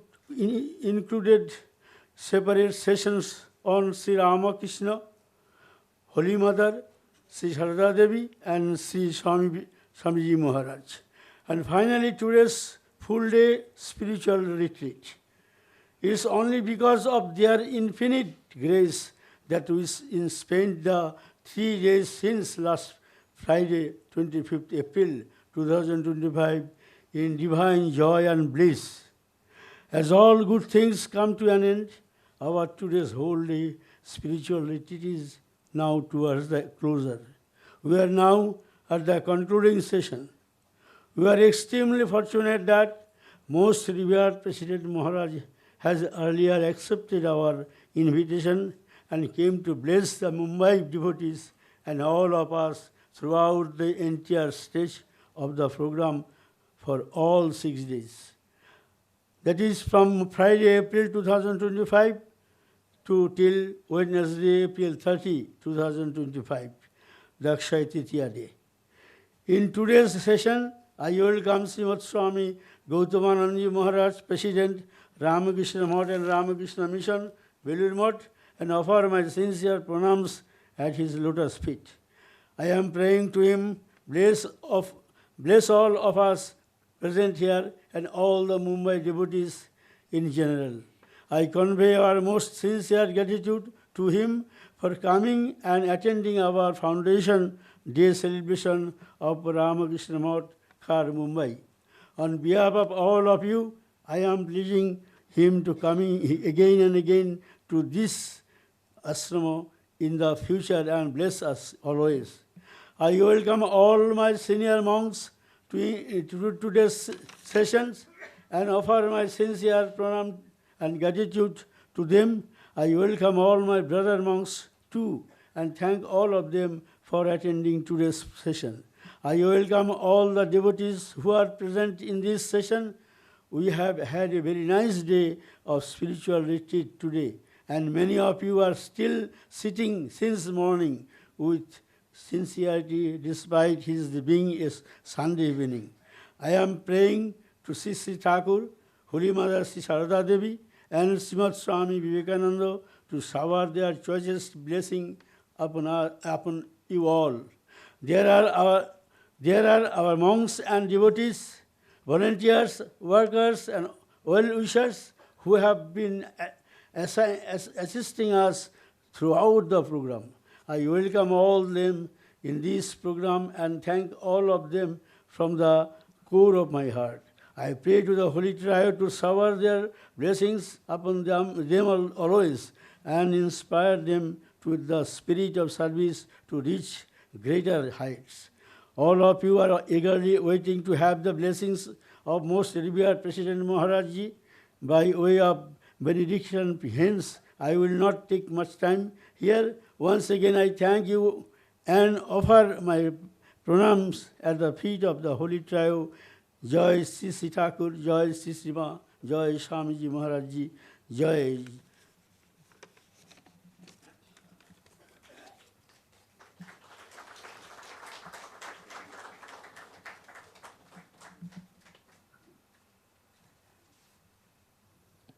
Thank you, Maharaj, for that devotional welcome.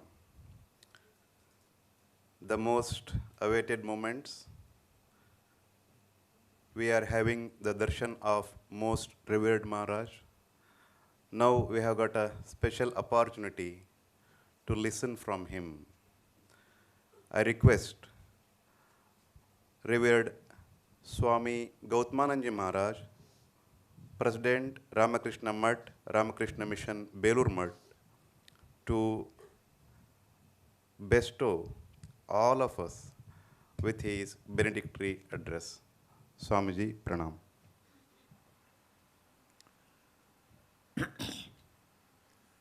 ॐ स्थापकाय च धर्मस्य सर्वधर्मस्वरूपिणे अवतारवरिष्ठाय रामकृष्णाय ते नमः. My dear Swami Satyadevananda ji, अन्य मेरे भ्रातृगण, साधु भ्रातृगण, मेरे प्रिय भक्तजनों, मैं इंग्लिश में ही बोलूँगा, शुरू कर दिया हिंदी में, इसलिए इसका समाप्त करके इंग्लिश में आ जाऊँगा. ऐसे सभा में हर वक्त हिंदी में या लोकल भाषा में बोलना ही सहज है. फिर ऐसा कॉस्मोपॉलिटन टोन में बहुत से लोग हिंदी या लोकल भाषा नहीं जानते, इसीलिए हमको इंग्लिश में बोलना है. बिल्कुल ठीक है, भाषा में कुछ नहीं है, भाव में है सब कुछ. तो अब आज को सवेरे से ये साधना शिविर चल रहा है. जैसे स्वामी सत्यदेवानंद जी ने बताया, बहुत कुछ मेडिटेशन, जप और दूसरे आध्यात्मिक विषय के बारे में आप लोगों ने सुना है. You have heard from the morning till now on so many subjects connected with the spiritual life, and I am very glad at the end I have also an opportunity to participate in this holy function. When I come to this hall, I remember the previous hall. This is the second lecture hall we are having. Earlier to this one, we had our lecture hall where perhaps now physiotherapy is there. So that was the hall where about 150 people could sit, and then where we had weekly classes of Bhagavatam and Ramcharitmanas. So it would be full. So if we missed that one, public would complain, "Why did you miss this class?" I said, I cannot be in two places at the same time. I had some program outside. I have to go, therefore I have to miss this Sunday class. No, we must cancel that one and you will be here on Sunday. So people were so anxious for satsang, for spiritual retreat. From that time itself, I am happy that you are all continuing the same mood, same spirit, same enthusiasm for spiritual retreats. Sri Ramakrishna himself started this spiritual retreat. Usually we go in search of Mahatmas and saints, but Sri Ramakrishna visited the Bhaktas. He came to the Bhaktas' house. One of the great Bhaktas was Balaram Basu. Balaram Basu, whose house has become Balaram Mandir, because Sri Ramakrishna went there several times, stayed there for the nights also, and blessed that house. So today we call it as Balaram Mandir. It is an ashrama run by the Matan Mission.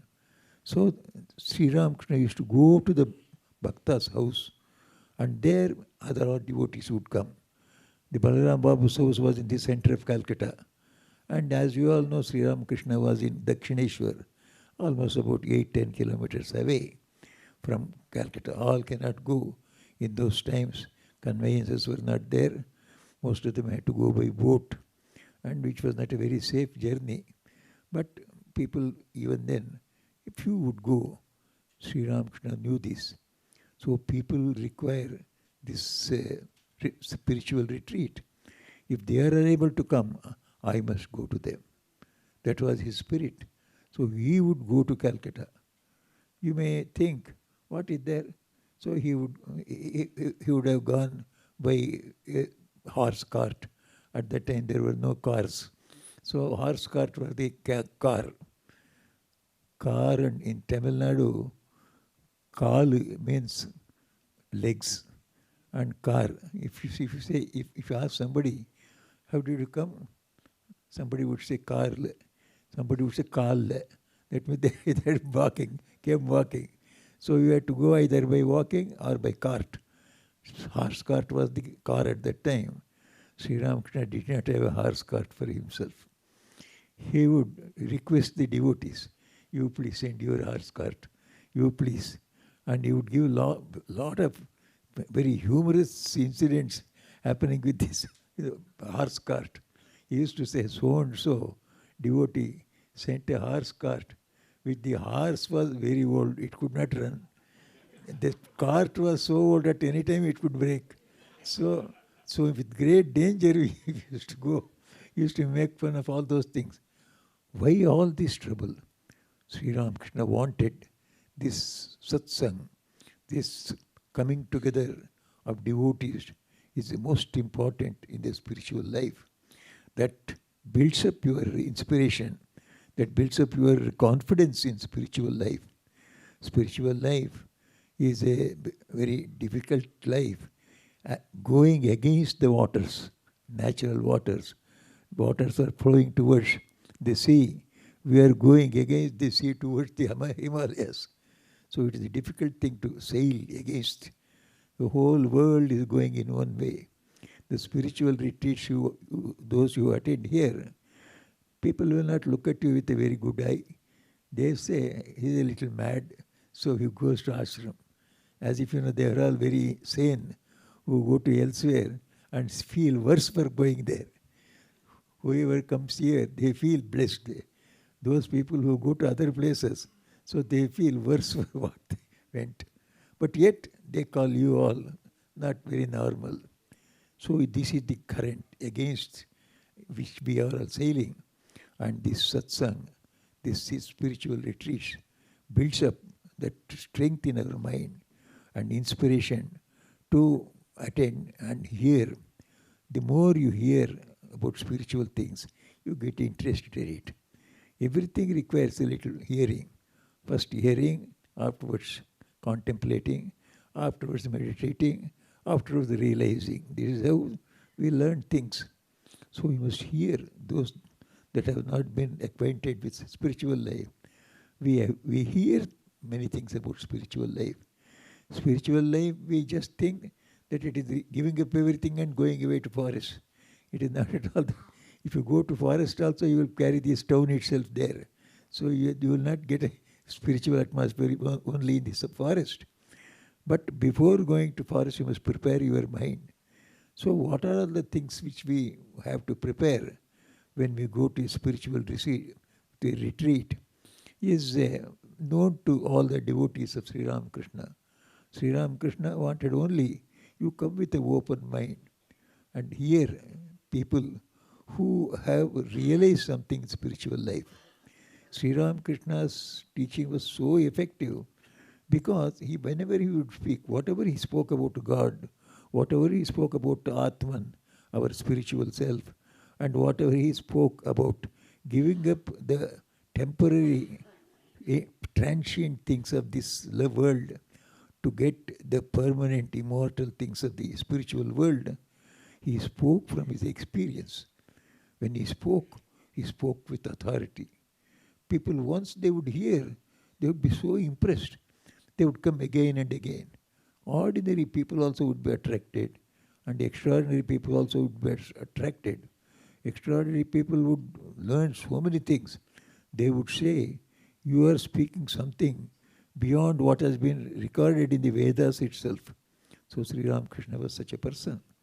So he always used to say, this satsang is required for all. Whoever want to tread this path of spiritual life, So satsang is one of the disciplines one has to undergo. As we also say in the society about the young people. So we say, you tell me who your friends are, I will tell what you are. So it depends upon the company, peer pressure. So the company you have depends upon your mind, your samskaras, and your tendencies. If you have got a good company, it means you are good. So take care of the company and they will take care of yourself. So we create our own company when we come here. So in a spiritual retreat, people of similar minds come. Similar in the sense, all having a spiritual end for this human life. Sri Ramakrishna was very particular. We must remember the goal of our life. Without a goal, we may be going around and around. Suppose you go into the sea without a compass. Where will you go? Which direction you are going? You do not know the east or the west. So in the sea, in 24 hours, early morning you may see sun. You may not, in the winter you may not see also. Which direction you are going? You may be going around and around. You may never reach the goal. So without a compass, a sheep, useless. Similarly, life without a goal is useless. So we must have a goal. What is that goal? Each has his own goal. So we used to hear a joke. Two young people were traveling in the train. Young people having a lot of ambitions. So one fellow was asking the other, what is the goal of your life? What? I will have some few bungalows, few cars, and few good bank account, and then have a jolly life. How many cars would you like to have? He said, why, 2 cars, 2 bungalows, and so much. The other one, so he was telling, no, I would like to have 20 cars, 20 bungalows, and so much. One rich man was sitting by the side. He slapped both the young fellows. What you are talking about, you are never going to get it. It is your dream. Why don't you tell this 2,000 houses, 20,000 houses? Instead of the 2 houses, 20 houses, you are telling so miserly. So we are just running like that, all ephemeral things. So Sri Ramakrishna used to point out at this, the transitoriness of this worldly existence. The world, Sri Ramakrishna never denied. In Advaita, classical Advaita, they call this world as a dream. That means it is not a reality. So Sri Ramakrishna did not belong to that Advaita. His Advaita was a Vijnani. The Jnanis are the Advaitins, according to classical Advaita. Whereas Sri Ramakrishna's Advaita is not different from ordinary Jnani, who says world is a dream. He said world also is true as God himself. If God is true, world also is true. God is whom we see in meditation. The world is, we see God in the form of creation. This whole creation is Sri Ram, God's another manifested form. And unmanifested form is what we see in our samadhi, in our deep meditations. Sri Ramakrishna belonged to this Advaita, complete. World also is Brahman, and what you see in samadhi is also Brahman. So he used to say, if the world is true as God, if you can see the world like that, then you have nothing to worry. To see God in the world, to see God in creation, that was his main teaching. So when we are living in the world, let us not think that we are living in a false world. We used to say, you know the reality behind this world, behind each person, we have got God alone. Shiva Jnane Jiva Seva. Man is not simply his body or mind. He is the infinite God himself. Each man represents the Brahman, God himself. To serve man is to worship God. Sri Ramakrishna's great teachings. So if we can do something for man in any form, physical help, intellectual help, so it is seva of God himself, it is worship of God. So service to man is worship of God, one of the greatest messages of Sri Ramakrishna. So we hear such things in seminars like this. Mainly Sri Ramakrishna used to say, the preparation to coming to seminars like this and get the benefit is, we must check up ourselves, each one of us, being human beings, with the human culture in us, we have got what you call as the faith in God, faith in the Creator, faith in an ultimate truth, which is supporting the whole universe, including ourselves.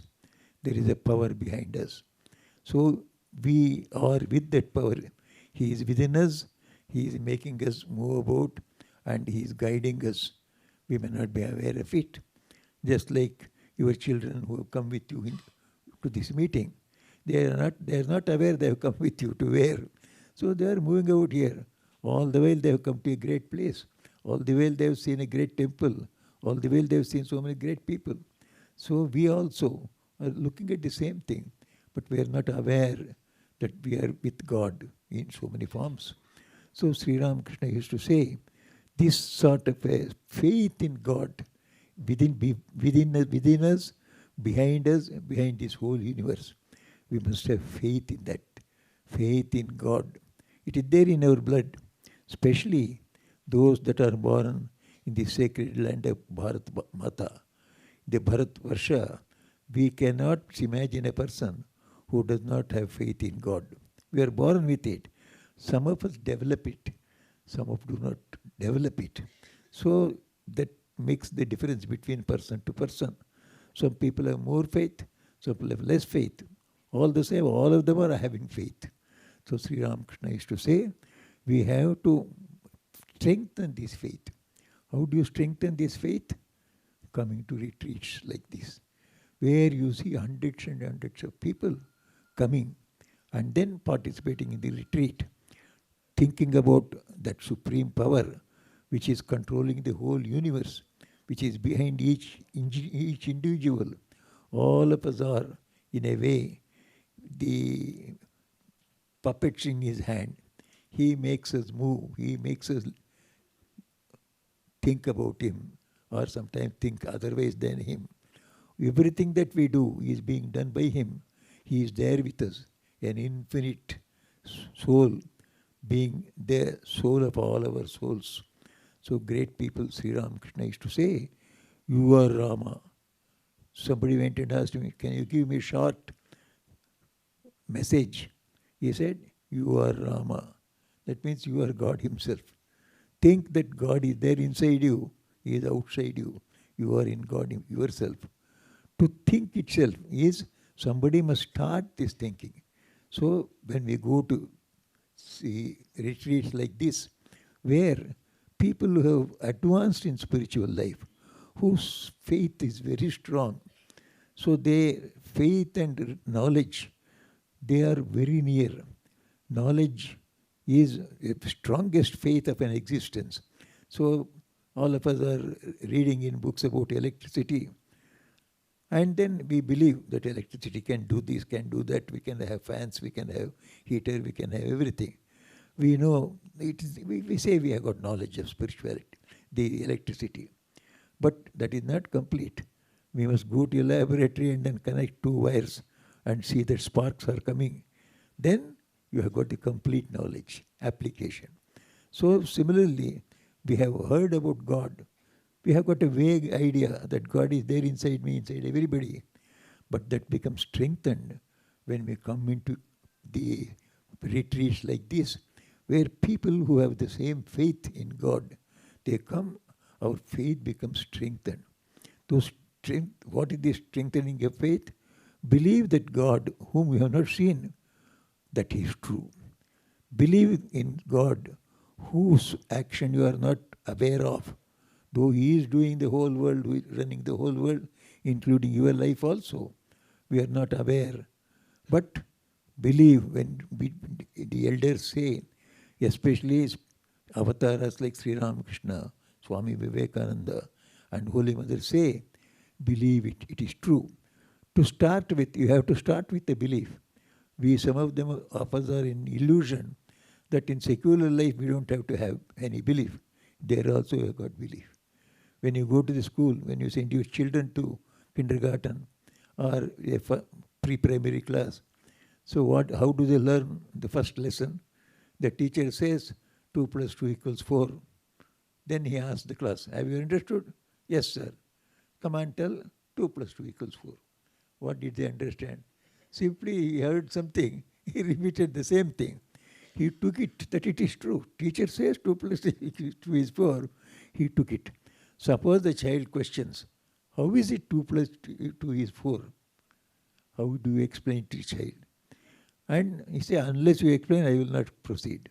That means his mathematics is closed. So we start there also. I remember a very humorous incident in one of our devotees' house. 2 sisters, they sent their small children to a dance class. Both of them, the sisters. So these 2 children, 5 years or 5.5 years, went to Bharatanatyam class. Then after 3 days, one girl says, I will not go to this class. He said, what happened? She is going. Let her go, but I am not going. Why? That lady, instead of teaching dance, she is teaching us the drill. 1, 2, 1, 2, 1, 2, she makes us move out. I said, that is strengthen your legs. To bring balance to your legs, she was doing it. But that is dance. Huh? I don't go there to learn drill. I don't go. She has no faith. She never became a dancer. The other one became a dancer. Without faith, you can't learn anything. We have to start with something which we believe, though you have not seen it or experienced. So in God also, God is true. Why? Sri Ramakrishna says, I have seen God. That is the great thing these avatars do, and Sri Ramakrishna has done for us.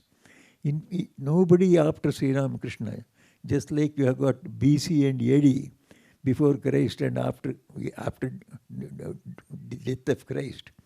Similarly, spiritual world, spiritual knowledge can be divided into before Sri Ramakrishna and after Sri Ramakrishna. BSRK, ASRK. Before Sri Ramakrishna, there was doubts. Thereafter Sri Ramakrishna, there is no doubt about God. Nowhere. If anybody says no, where is God? God is not there. Read the Gospel of Sri Ramakrishna. Then afterwards come. Nobody will come back to you. So, Sri Ramakrishna's words are the real authority. Every moment, he experienced God and he would speak to you. So, such people, though all of them may not be Sri Ramakrishna, then we may have the lower cadre of very great souls, then lower them than them. Just as we get a cadre of teachers in the educational system. Primary school teacher also is a teacher.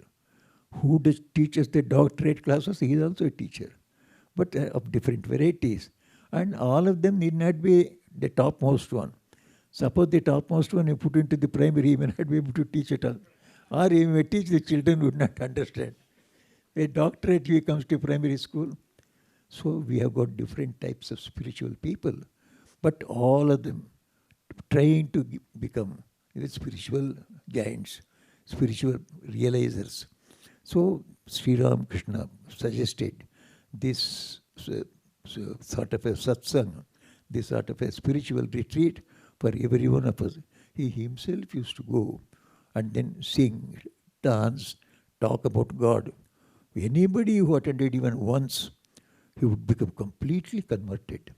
So one of his disciples, Dr. Ramchandra Datta, he was a very famous doctor, a researcher in medicine. He had some medicines discovered by him or invented by him in his time. So this Ramchandra Datta was a disciple of Sri Ramakrishna. After Sri Ramakrishna's passing away, he used to lecture in the big halls in Calcutta about Sri Ramakrishna and God and soul and all that. Somebody questioned him from the audience, how do you know that what Sri Ramakrishna has taught is true? Then Ramchandra Datta stood up. He was standing. He stepped aside from the rostrum. Then he left his shoes in front. You tell that Sri Ramakrishna has told you a lie. then I will accept that your words. My shoes are rather, you beat me with it. If I say any untruth, whole audience was moved. Faith. He could convince others by those people who attended that lecture. Immediately they were convinced. Here is a man, one of the most famous person in scientific world. He says that what Sri Ramakrishna is true. And he has got realization through Sri Ramakrishna. So this faith, here so many people are you there? You each one have a faith at different levels that inspires one another. The lower faith will become higher faith will be higher. So this is how we benefit from spiritual retreats. So Sri Ramakrishna suggested that we should have spiritual retreats. He himself started it. Then he would invite all people. Maybe 15, 20, 25 people used to come. But when they would return, they would go with such spiritual faith. Though they have not seen God, they would have absolutely no doubt that God was there. And there would have absolutely no doubt about what Sri Ramakrishna said, as God is our own mother, our own father. Why not ordinary mother? Million times more mother, million times more father. He is always with us, trying to guide us. Only we have to turn our mind to him and call him. As we call on mother, call on father. Pray to both mother and father. You can pray to God. You can talk to God. Whatever Sri Ramakrishna used to teach, it would just stick. It would go deep into their heart and convert them once and for all. So this he used to do through all the retreats he used to hold. And the retreats many times were not very happy. At the end of the retreat, they used to give some good refreshments. Sometimes they would give full meal also, if it is evening time. So Sri Ramakrishna, they would forget. When the meeting is over, all the other devotees would go and sit and start eating. Sri Ramakrishna is never called at all. He is sitting there. He used to ask his attendant, what about our food? Then his attendant Rakal used to tell, they have not called us yet. Let us go away. Let us go away to Dakshineshwar. We will have our food. Then Sri Ramakrishna used to say, what do you say? It is now almost 10 o'clock. Who will cook and serve you in Belur? Whatever difficulty is there, let us here go and take food. When they go, all people have all started eating. So Sri Ramakrishna goes and occupies the last seat. 1 or 2 seats are there. There he takes some food, and on the way he advises Rakal. You see, these are all householders. They have got so much of duties. Along that one they are organized this retreat. So if there are some mistakes, we are all sadhus. We should never find fault with them. We should never curse them. Nothing bad should befall them. When Swamis go, never think anything bad about it. So that is God. God will excuse you for all your faults. He is your own father. He is your own mother. Sri Ramakrishna used to teach this. Whoever has read Sri Ramakrishna, heard Sri Ramakrishna, will have this faith. God will not be doing anything bad to you. He will never punish you. If punishment comes, it is your own making. You stumble, you fall. You have a wound. God does not make you wounds. He just cures you. God is always kind. God is always benevolent. He is always merciful, like a father and mother. So Sri Ramakrishna's teaching of God would strengthen the faith of people in God. Everybody would run. So I will close, because there is not much time, with a small incident here, which happened in Bombay itself. You all know I was here for about 7.5 years, between 1968 to 76, when many of you were not born at that time. So I used to conduct Gita classes in Sayan Kolivada. There central government officers resided. Perhaps even now they are having their residences there. So every house there would be Gita class every week. So I conducted for 3 years and completed Gita there. In one of the houses I used to go, there was a small boy. So this boy, he was hardly 7, 8 years, maybe in class 1 or 2. So he used to come. When I used to go, they would give me some milk or coffee. Afterwards, I would start the class in their house. So the mother and father, they are attending on me.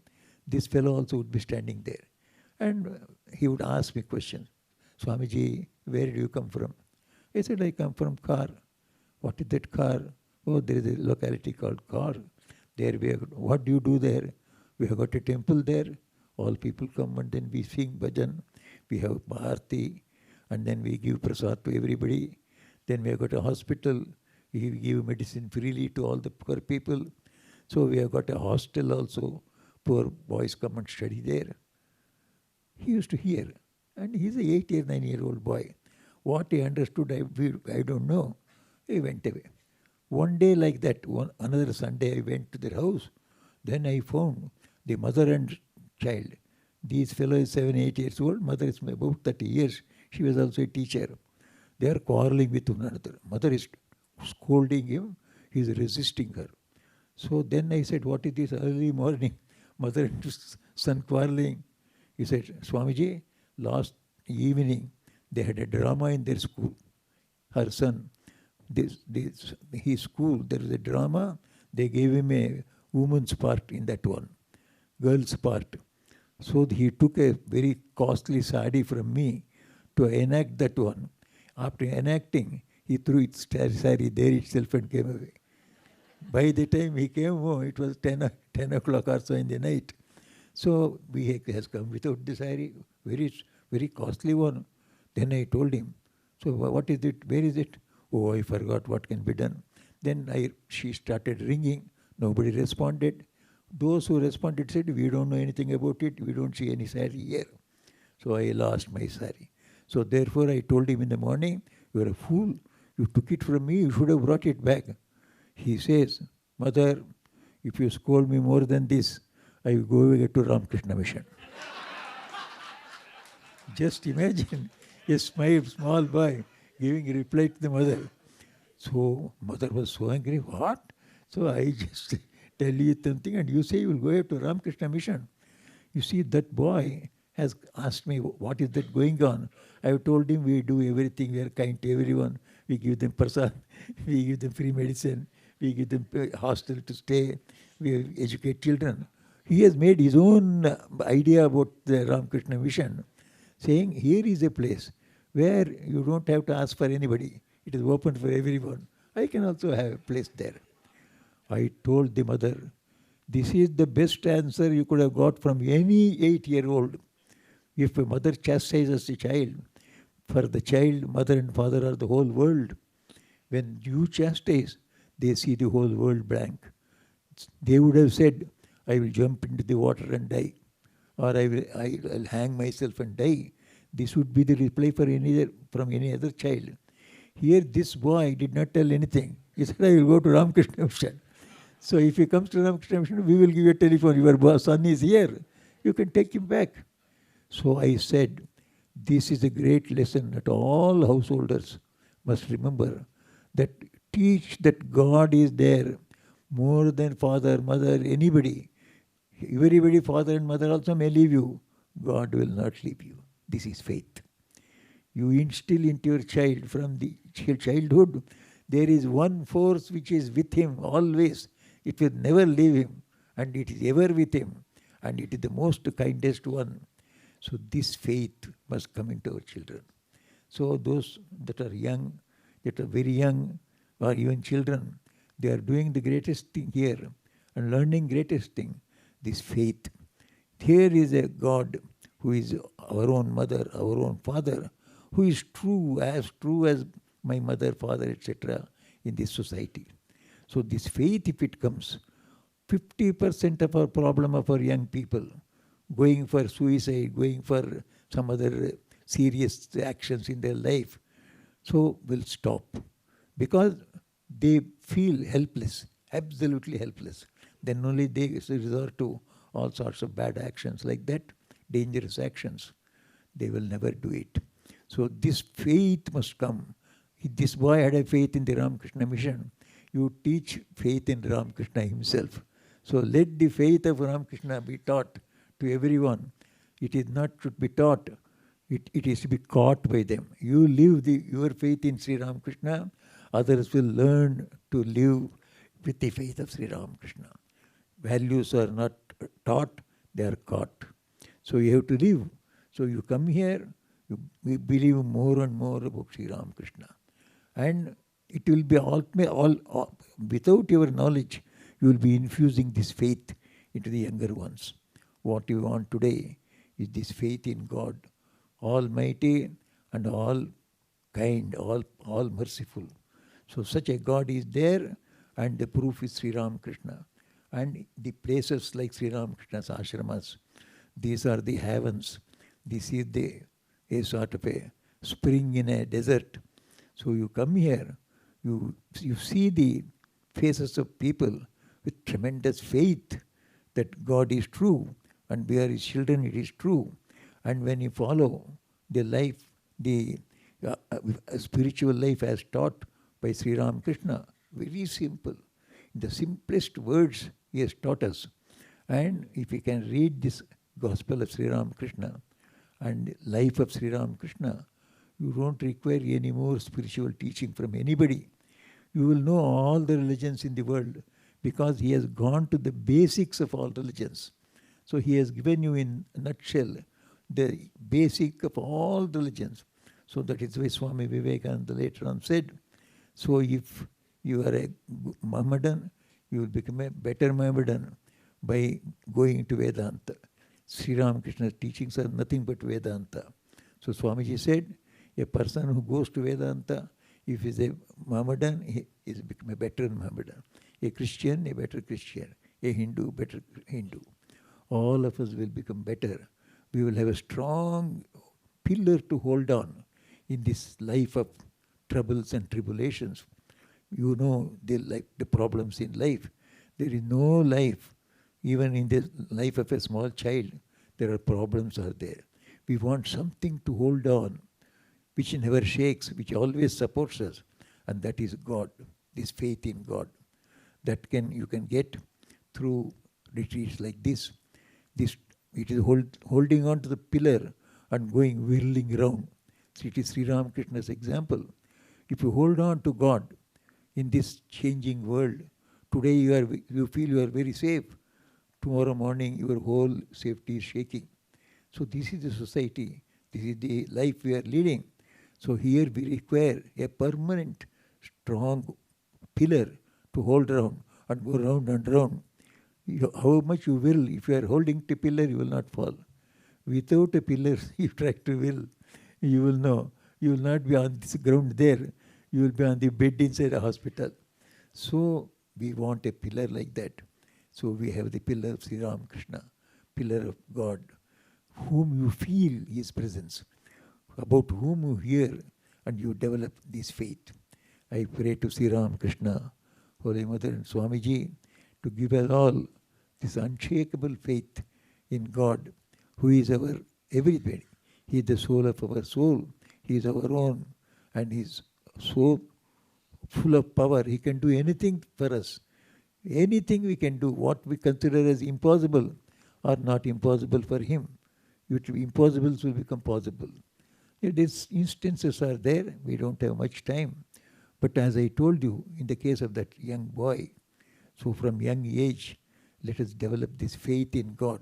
If that comes, all other good things will come. When you have a faith in God, who is father and mother and everything to me, not only to me, He is the father and mother and everything to everyone. This brings out a spiritual affinity to one another. We will have a spiritual family in the group. When you are all here, you feel you are the members of the family of Sri Ramakrishna, which you can feel with the whole humanity also, slowly.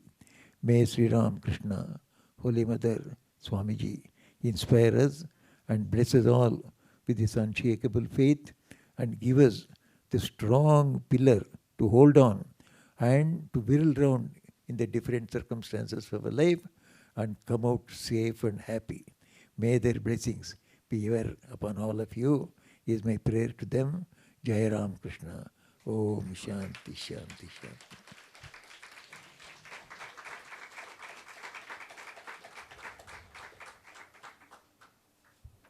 I offer pranams at the holy feet of Most Revered President Maharaj for his words of blessings.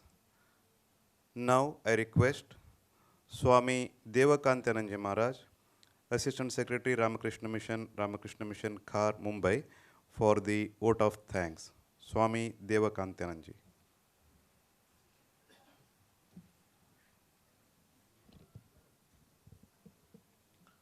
ॐ स्थापकाय च धर्मस्य सर्वधर्मस्वरूपिणे अवतारवरिष्ठाय रामकृष्णाय ते नमः.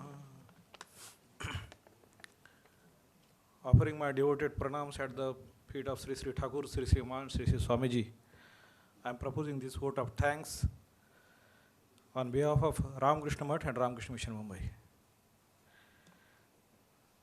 First of all, I offered my Sastanga Dandavat at the feet of Most Revered Srimad Swami Gautamananji Maharaj, President, Ramakrishna Math and Ramakrishna Mission, Belur Math, without whose presence this function and these gatherings would not have gained that glory, that majesty, and would not have got that blessings. And therefore, this ashrama, who was blessed by the presence of Most Revered Maharaj, conveys its grateful,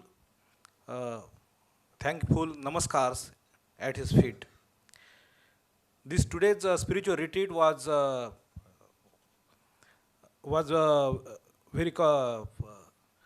various sessions were held, and revered Swamis of the order, especially from the Maharashtra centers, revered Swami Vishnupadanandji from Chhatrapati Sambhajinagar, the secretary, Swami Taturupanandji, secretary Ramakrishna Mission Sakwar, Swami Shrikantanandji, Adhyaksha Ramakrishna Math Pune, Swami Raghavendra Nandji, Adhyaksha Ramakrishna Math Nagpur, Swami Buddhanandji, Adhyaksha Ramakrishna Math Kolhapur, gave their insightful and very revealing and very thoughtful deliberations on the topics provided.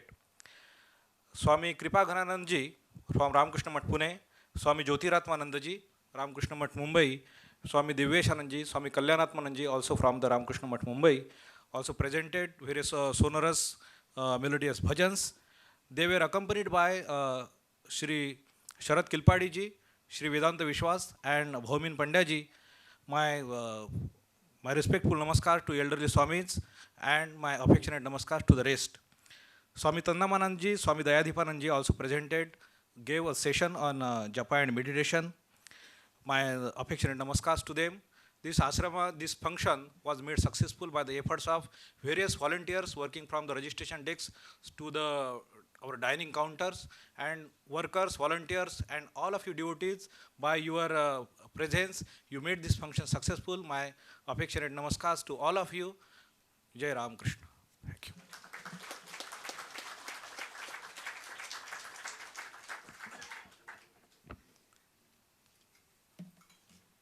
We will be attending Arati in the temple.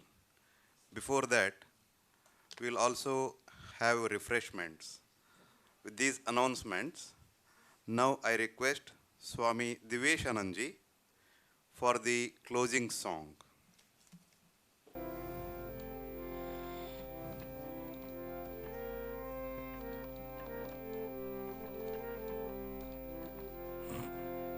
We'll sing Ramakrishna Sharanam together. Ramakrishna Sharanam, Ramakrishna Sharanam, Ramakrishna Sharanam, Sharane Jai Jai. Ramakrishna Sharanam, Ramakrishna Sharanam, Ramakrishna Sharanam, Sharane. Prabhu Kripa hi kevalam, Kripa hi kevalam, Kripa hi kevalam, Sharane. Prabhu Kripa hi kevalam, Kripa hi kevalam, Kripa hi kevalam, Sharane Jai Jai. Ramakrishna Sharanam, Ramakrishna Sharanam, Ramakrishna Sharanam, Sharane Jai Jai. Ramakrishna Sharanam, Ramakrishna Sharanam, Ramakrishna Sharanam, Sharane.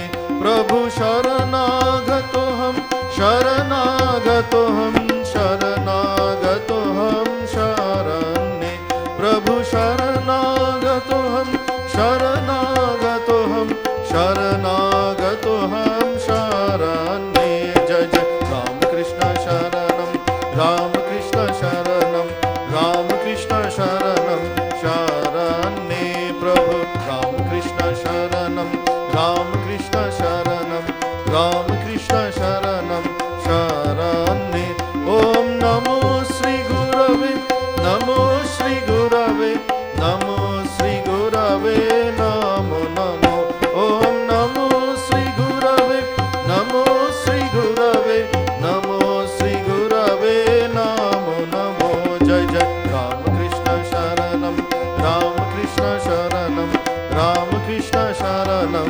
शरण्ये प्रभु रामकृष्ण शरणं रामकृष्ण शरणं रामकृष्ण शरणं शरण्ये रामकृष्ण रामकृष्ण जय जय रामकृष्ण रामकृष्ण रामकृष्ण जय जय रामकृष्ण रामकृष्ण रामकृष्ण जय जय रामकृष्ण रामकृष्ण रामकृष्ण जय जय रामकृष्ण रामकृष्ण रामकृष्ण जय जय रामकृष्ण रामकृष्ण रामकृष्ण जय जय रामकृष्ण रामकृष्ण रामकृष्ण जय जय रामकृष्ण रामकृष्ण रामकृष्ण जय जय रामकृष्ण रामकृष्ण शरणं रामकृष्ण शरणं रामकृष्ण शरणं शरण्ये प्रभु रामकृष्ण शरणं रामकृष्ण शरणं रामकृष्ण शरणं शरण्ये जय जय मां शारदा शरणं मां शारदा शरणं मां शारदा शरणं शरण्ये जय जय मां शारदा शरणं मां शारदा शरणं मां शारदा शरणं शरण्ये जय जय स्वामी जी शरणं स्वामी जी शरणं स्वामी जी शरणं शरण्ये जय जय स्वामी जी शरणं स्वामी जी शरणं स्वामी जी शरणं शरण्ये जय जय रामकृष्ण शरणं शरण्ये जय जय रामकृष्ण शरणं शरण्ये ॐ शान्ति शान्ति शान्तिः हरिः ॐ तत्सत् श्रीरामकृष्णार्पणमस्तु जय श्री गुरु महाराज जी की जय जय महामाई की जय जय स्वामी जी महाराज जी की जय गणपति बप्पा मोरया मंगल मूर्ति Morya I request all the devotees to be seated in their place until Revered Maharaj leaves the hall. Most Revered Maharaj will be leaving the hall now. He will be available for 3 more days in Mumbai Ashram. Tomorrow and day after tomorrow, that is 28th and 29th. Maharaj will be giving mantra diksha to the registered spiritual seekers. 30th, Wednesday, Akshaya Tritiya day, Foundation Day, Maharaj will be giving his Benedictory address on that day also. So we will be again having the precious opportunity to hear from Revered Maharaj on the 30th April in the temple. Few more announcements. After the Arati, Most Revered Maharaj will be again here with us in the Vivekananda auditorium, where all the devotees and monks will be offering their devoted pranams to Most Revered Maharaj. So 7:15 is the Arati in the temple. After 7:10, after Arati, we'll all come back and be seated in the auditorium, have the darshan of Maharaj and blessings of Maharaj by offering our Sashtang pranams. lecture diye jabe 11 30th April Wednesday, most revered Maharaj will bless all of us at 11 a.m. in the main temple. After that, Maharaj will be leaving to Belur Mutt. With these few announcements, now we will all move to our refreshment hall, enjoy refreshments, share your experience with each other, and try to bring more people on the Akshaya Tritiya day, your friends, relatives, to attend the Chandi home in Sri Ramakrishna temple and receive the words of blessings from most revered President Maharaj. With these announcements, I take a leave and I request all of you to go to Vivekananda hall to have the refreshments. Namaskar. Thank you.